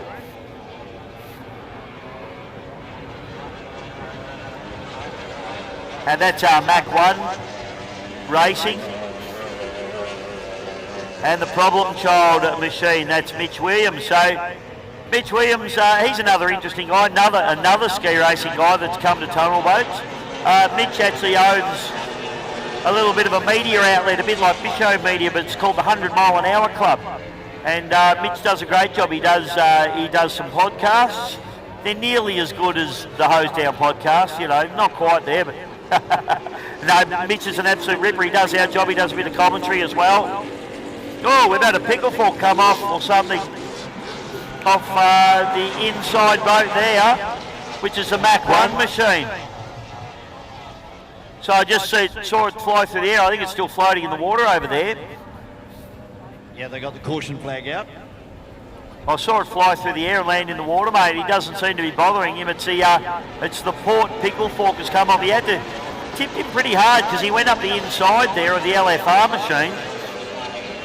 And I think it was enough to actually get some water pressure and rip his pickle fork off. He may not even know, to be honest. No, he might not be able to see it from his position inside the cell. But certainly not affecting the performance at the moment as it comes past. Is that Mach 1? Yeah, quick boat, being driven hard. And the V8, now that's a really distinctive sound, isn't it, compared to the other ones? Doesn't seem to be revving as high as the other Mercuries, the 2.4s and 2.5s. No, Caleb not out there at the moment, mate. That's that was the LFR. No, that's not Caleb. That's one of our LFR is Greg Lambert. So that's one of the two-stroke boats. So we haven't seen Frosty come back out. So a few have decided not to re-enter the water. There has, yeah. We haven't seen the Lucas Oil's Nick Coles come out either. So yeah, this is Lambert here, mate, as we watch the 777. So that's running the 2.4 litre.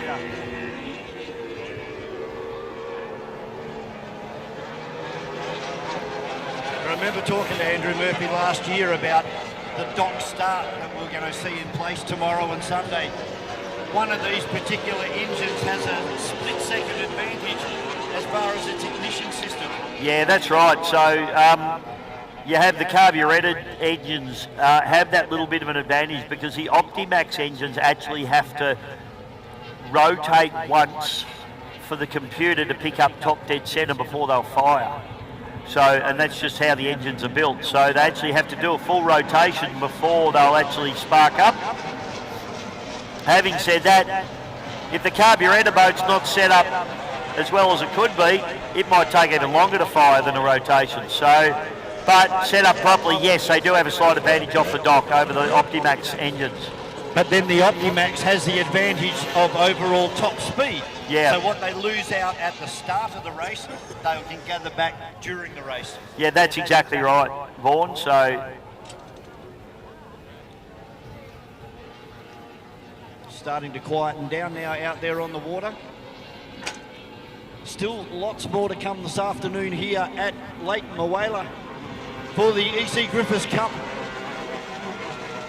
You would have to say the holy grail of powerboat racing in Australia. It's Australia's second, well, the world's second longest running trophy in motorsport. That's a pretty good record.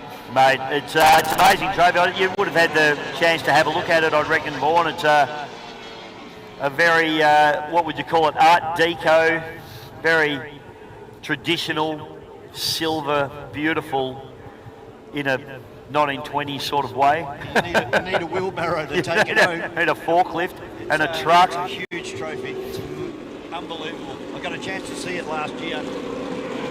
Mach 1, boat number 102 decided to come in as well. Can't really see from this angle whether it was that left port pickle fork. Yes. So lots of outboard fans here this weekend, and we've got to talk about it, Bisho. It's something that's been going on in powerboat racing for many a year. It's this rivalry between the outboard guys and the inboard guys. Now, if you talk to the inboard guys, they're going to tell you you don't want to race one of those stinky things. Well, they call them post hole diggers, the inboard guys. They call them the post hole diggers. And the outboard guys call the inboards the head down, bum up boats because they're always working on them. Oh, that's 1-1. Yeah. In my book, that's 1-1. I don't care whether they're inboard or outboard. I just want some good racing, and we're guaranteed to see that here over the weekend. Australia's best here this weekend. Well, mate, I'll declare my interest, and anyone that's watching Bisho Media already knows this, and anyone that's here that's heard me commentate any boat race ever knows I'm an outboard guy through and through. But I tell you what, you can't really beat a blown alcohol displacement or a Grand Prix hydroplane for sheer frightening pace, noise and power, can you? No, for sure. And then you could take it up a notch and go over to America and watch the unlimited hydroplanes where they grab a jet turbine out of a Chinook helicopter. The Lycoming T-74, yes. Stick it into the back of a boat and hang on. Yeah, yep. 180 miles an hour plus. Well, they do. They actually, Miss Bud, probably about 10 years ago, did the first 200 mile an hour lap average. So that was 230 down the straights those boys are doing. That boat, I think at the time, was being driven by Dave Vilwalk.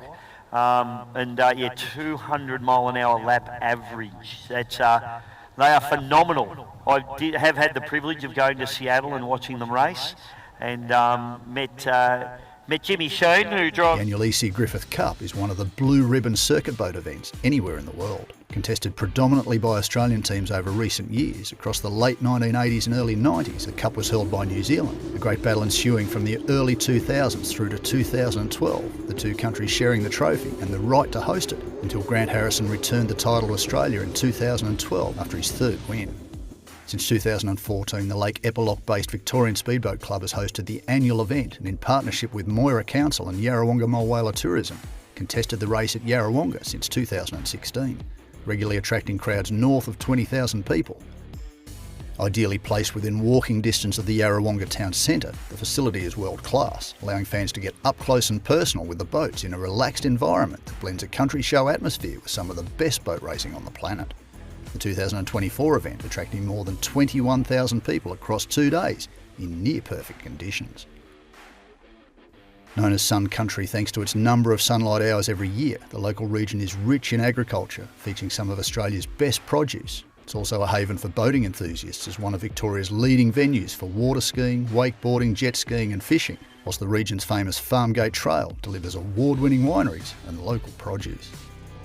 In recent years, Yarrawonga has built a reputation as the preeminent circuit boat race in Australia, having hosted the EC Griffith Cup across the last 7 years, an event that has attracted huge interest from fans and competitors alike. Amongst them is 9-time winner Grant Harrison, the Melton local in Melbourne's outer west, arguably the benchmark in the sport over the last 2 decades, with 9 EC Griffith Cup titles to his name.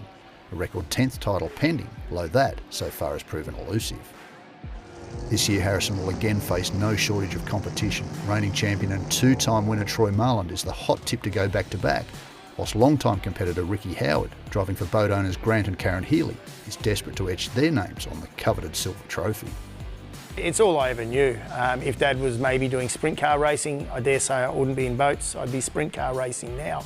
So it was just, follow in your father's footsteps. I think I didn't have a choice. He never forced us into it at all. And I will say, for a couple of years when I played a lot of football, I went BMX racing, and from the ages of 12 to 15 I BMX raced around the country. I actually won the Australian BMX Championship as a 15-year-old nationally. I give BMX racing up and went back to football and boat racing. My dad built race boats. I grew up with it. There was always a race boat in the shed being worked on or built. There was always one. Dad stopped racing when we were young to work and bring up a family, and as I turned 16, he decided to go racing, and from the first moment I got in it, it was just, you weren't never going to get me out of one. It was just fantastic. I couldn't explain the feeling of it. So the first time I'd ever driven a hydroplane, and it's like a disease. It's an addiction. You got to have it again. You just got to have it. There's nothing more pure than just wide open, and it's you're coming down the river and the boat's got that float to it, and it's just walking and getting across everything, and it's set right, and you're not battling, and this is what it's about. He's got a really fast boat there, but I just don't think with the time in the seat that he's had in that boat that you'd put him as a serious contender. I'd put him as a contender, and I'd put him as even maybe a place if everything goes his way. All right, let's move on to the 2025 Battery World National Drivers' Championship. Are you going to give me a winner out of this one? What are we talking about, this weekend or the series? Yeah, no, this weekend. This weekend? Yeah, this weekend. We're unfortunately down on a few boats. Yep. But the quality of the field is there. We've got some newcomers. We've got some returning drivers. Yep. It's another category that is just wide open this weekend. You can't go past Laydon, Tate Ramsey. Yep. He's the current champion. He's now in a bigger boat. He's at a rough venue that he knows really well. He's aggressive, and I think it's going to be very tough to beat Tate Ramsey in the Laydon boat this weekend. Having said that, not a lay down Mazaire. No, it's certainly not, because you've got boats in there like Mark Gauci win the Lucas Oils Immortal this weekend as well. You can always throw in Johnny Backer to have a good weekend as well. And then, of course, the guys out of New South Wales, Ryan Constable and CBR Racing, the Odin 510. You can never discount them. I'm going to try and catch up with those guys very shortly and go and see whether they've actually done some damage to that engine. So coming out of the western end of our pit area is another one of our hydroplanes coming out. Now, wondering if this is going to be Warlord by the look of it. It looks at one of the yellow boats. It could actually be one of the Holly family. It's Gator. So this is the Melissa and Kelvin McCanch boat that's coming back after a pretty comprehensive rebuild. And it's great to see another boat on the water. We won't say it's a new boat. It's been around for a while, but as Bisho said earlier, suffered some significant damage. It's been rebuilt. So let's see what Kelvin and Melissa McCanch can come up with this weekend driving the Gator. What's your head?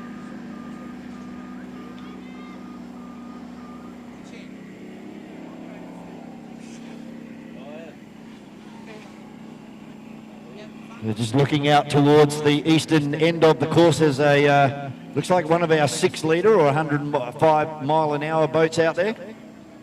Buddha with Tony Willis is orange, and that boat out there is orange. So we'll pick him up as he comes back down the back straight. So Kelvin McCanch out there is the first boat, the hydroplane.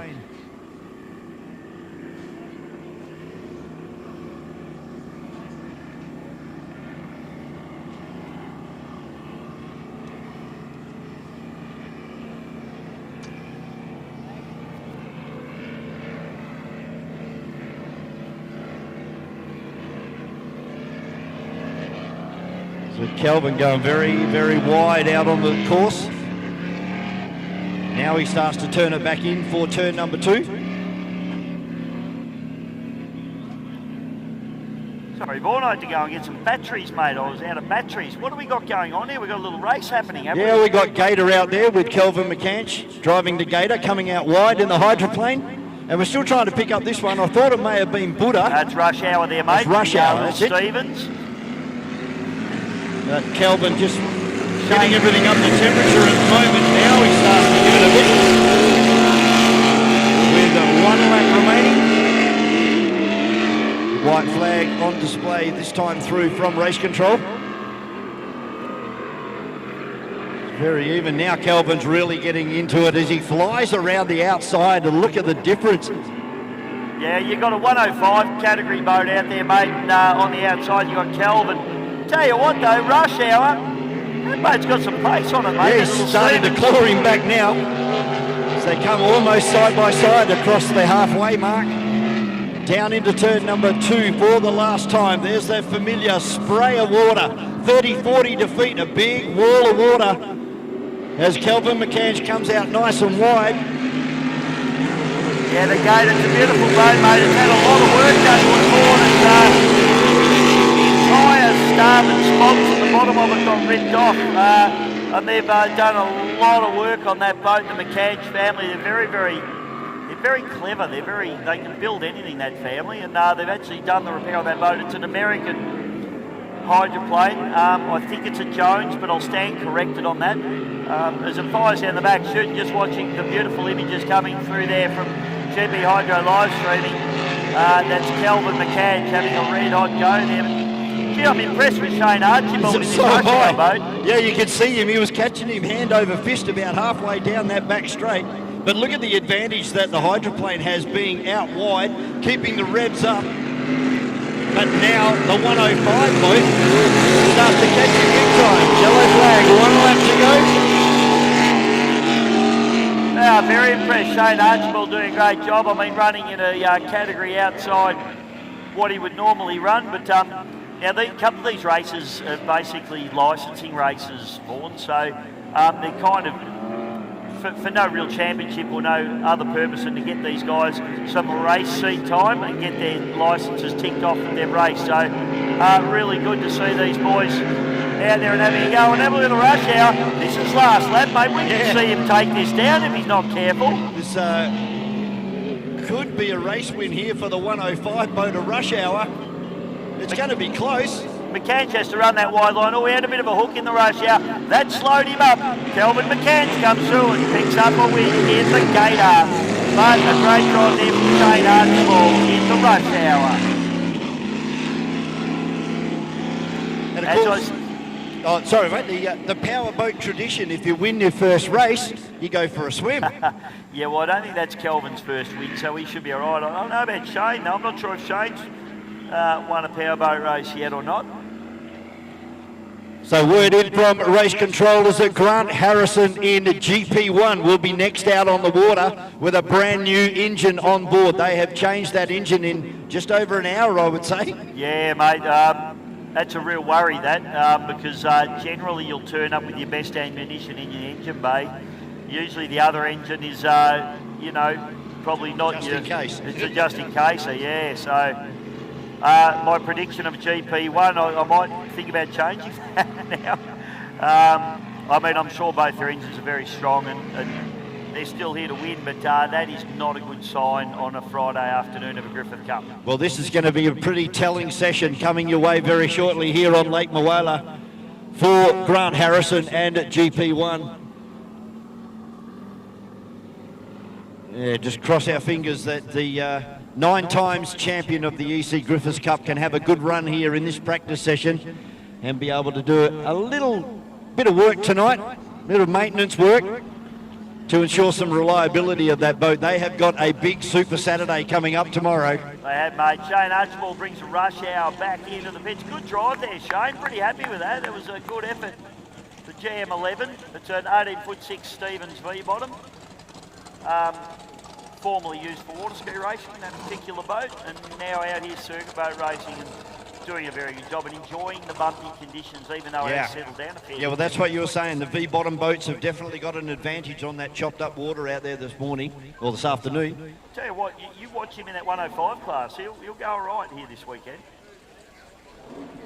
So here it is, GP1 has fired and is leaving the dock. Look at that, brand new engine and straight into it. This engine will have been dynoed, mate, so, it'll be a known quantity, but... Probably also having oil heaters.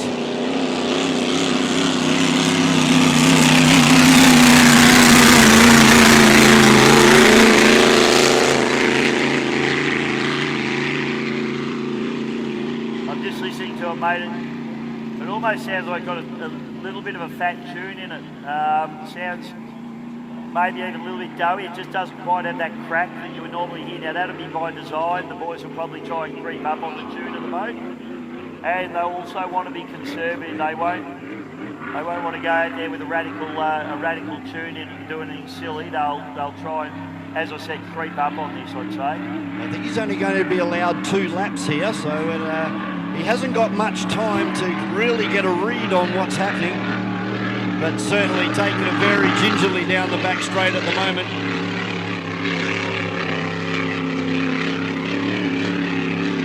He'll just be looking at temperatures and pressures at the moment, Vaughan. So gearbox, engine oil, both temp and pressure, water. Very wide arc out of turn number 2, just about comes into the swimming pool. I don't know, Sean's trying to tell us something.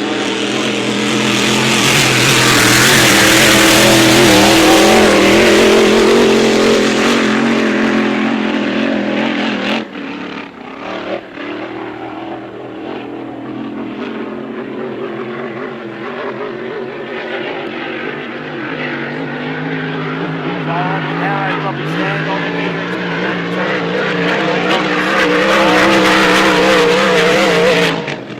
Oh, geez.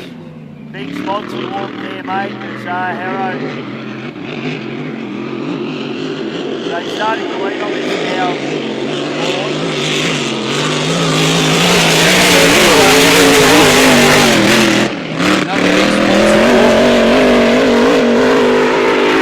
Like you said, Bisho, that is running very fat there, and you could tell when it did kind of lean out a bit, it really started to bite into the water. Yeah, once again, this back straight, mate, he had a big sponsor walk to start. Yeah, back in on that Apollo Harrow.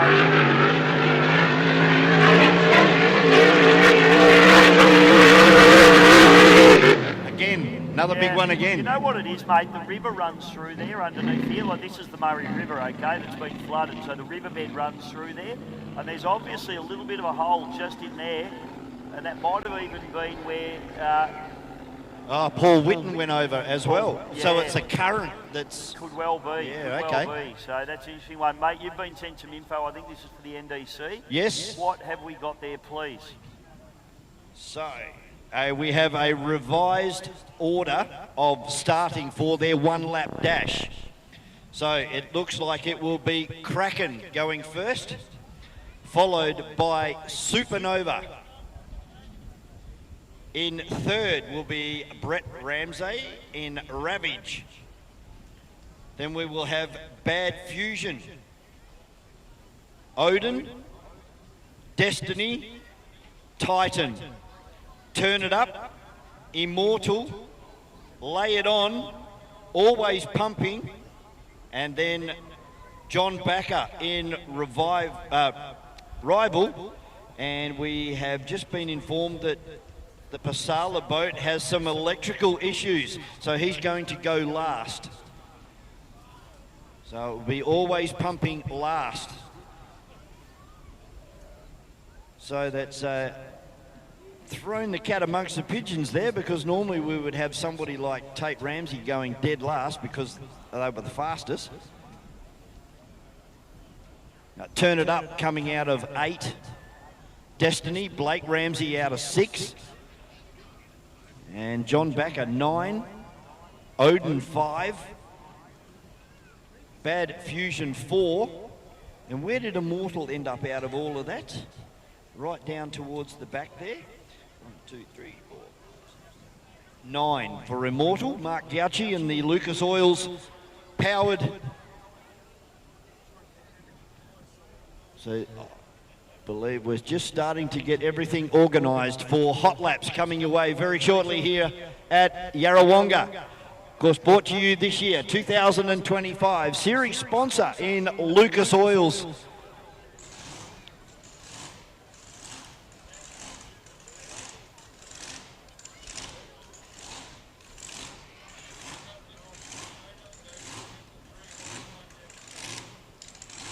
Okay, so another 3-boat race coming up for hydroplanes.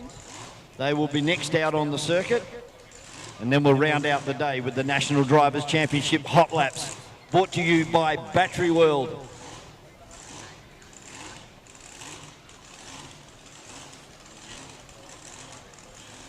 So I think we've got everybody's tastes satisfied this weekend, Bisho, with outboards, inboards. What a nice ease into a day it's been. We've seen some practice, we've seen a bit of action.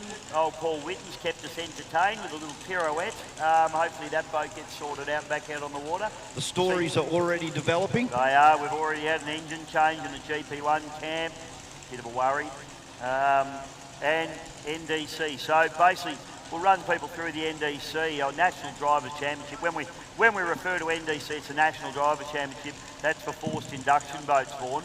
And basically what happens is we head out and we do hot laps, and that sets the pole positions for their heats for tomorrow. It certainly does. And as far as 2025, unfortunately, round number 1 in Melton was postponed to some low water levels. The event is going to be rescheduled towards the back half of this year, and you can stay informed of when that will be on the Battery World National Drivers' Championship on the Facebook page, and also watch the coverage on 7 Mate and 7 Plus for all of the coverage rounds with the Battery World National Drivers' Championship. Hey mate, hot laps, 25 points for fastest time. Then you go down to 1 point for 19th, and it progressively comes through for that. So points on offer here towards the championship in these hot laps as well. Definitely, so it's about to start. 2025 coming your way very shortly this afternoon. And hot laps for all of the drivers, seeds the drivers from bottom to top. This determines the grids for heat number 1. Heat number 2 is determined by the fastest race times in race 1. The finals are set by the fastest. Tate Ramsey had a standout year in 2024 in a season where he claimed not only the #1 Australian title, but the National Drivers' Championship crown in its first full season. The Mighty Blue Reckless machine, entertaining crowds across the country, is running the NDC final at Windsor to chase down Craig Storner for the championship, amongst his best drives in the sport. But whilst a huge fan favourite, the Ramsey Racing team have decided to call time on the iconic 18-foot Child's Play. Reckless has been probably a good dynasty, not over a great long period of time. It was a challenging boat to start off with. We put a lot of R&D into that boat and getting to where it was in the final NDC when the top speeds were off the charts, and it was an amazing boat to drive. But I think now we've achieved what we ultimately wanted to achieve with that boat. Yeah, I don't think we'll see it out there again anytime soon. Certainly not with me driving it. I've been presented with an opportunity, thanks to Brett and Marg Layton and Brett Nidry, to lay it on the 21-foot Child's Play, and that's where my heart is now. Yeah, really excited to see what we can achieve with it. The Ramsey team did double duty at the 2024 final at Windsor, campaigning Reckless and their brand new Brett Layton-owned package to help decide what they'd be running for the 2025 program, a decision which ultimately fell the way of the new 21-foot Child's Play. Windsor It's got a big supercharger on it, and it is the same motors that powered the English Spitfires back in World War II. Piece of powerboat history coming your way here again. That was 12 months ago I saw it. Crusader lifting its sail up out of the water, mate. We've got Warlord.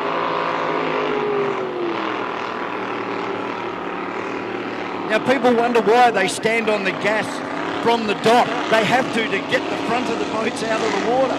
Oh, so this is Gating, not Warlord.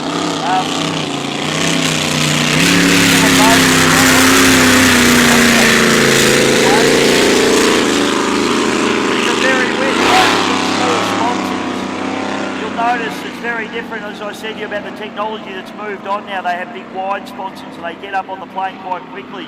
But that particular boat you can see really struggles to get on the plane. It needs to be doing over 100 mile an hour before it's actually working correctly.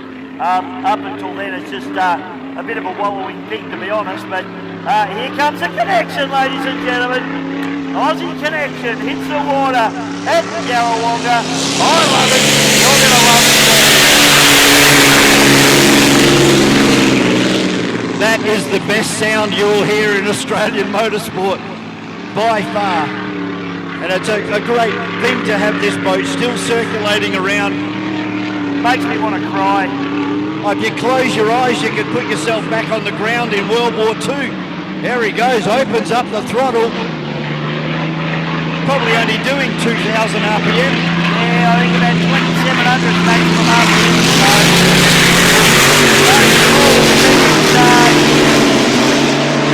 Not a good start at all from anybody, mate, but Mercedes could be the boat that gets away. Russell Jones has missed his start, unfortunately, but he'll bring the big dog around. It sounds like it's running good, though. Going very quickly at the moment. But that's the fastest that I've seen Aussie Connection go. Didn't have a very good run last year. But certainly with Russell Jones behind the wheel this year, doing a fantastic job at the moment. Opens up the big Spitfire down the back straight. Shader's got a problem, mate. I think he's come off the plane here virtually. Continue on at the moment. And look at the holes. The Aussie Connection's left the left side and they come in there on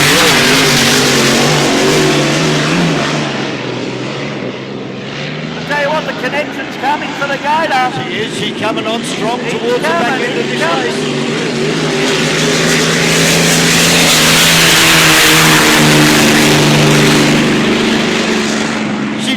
loops along, but gee, she's got some speed when it gets up on the plane. It's going to be a pass made down the back straight here. Aussie Connection right out wide. Russell Jones wheels the big Aussie Connection, the big Rolls-Royce Merle on the aeroplane. Round the outside of the gator now, McCann looks on now. McCann goes, hang on a minute, I've got a race on my hands here. Crusader comes through, he's doing a good job there, cruising. I'll tell you what, Russell Jones is really feeling this girl around here this afternoon. Runs them up right around the outside. Gator on the inside, right on the pins. The old girl coming out wide. Aussie Connection cruising past the line.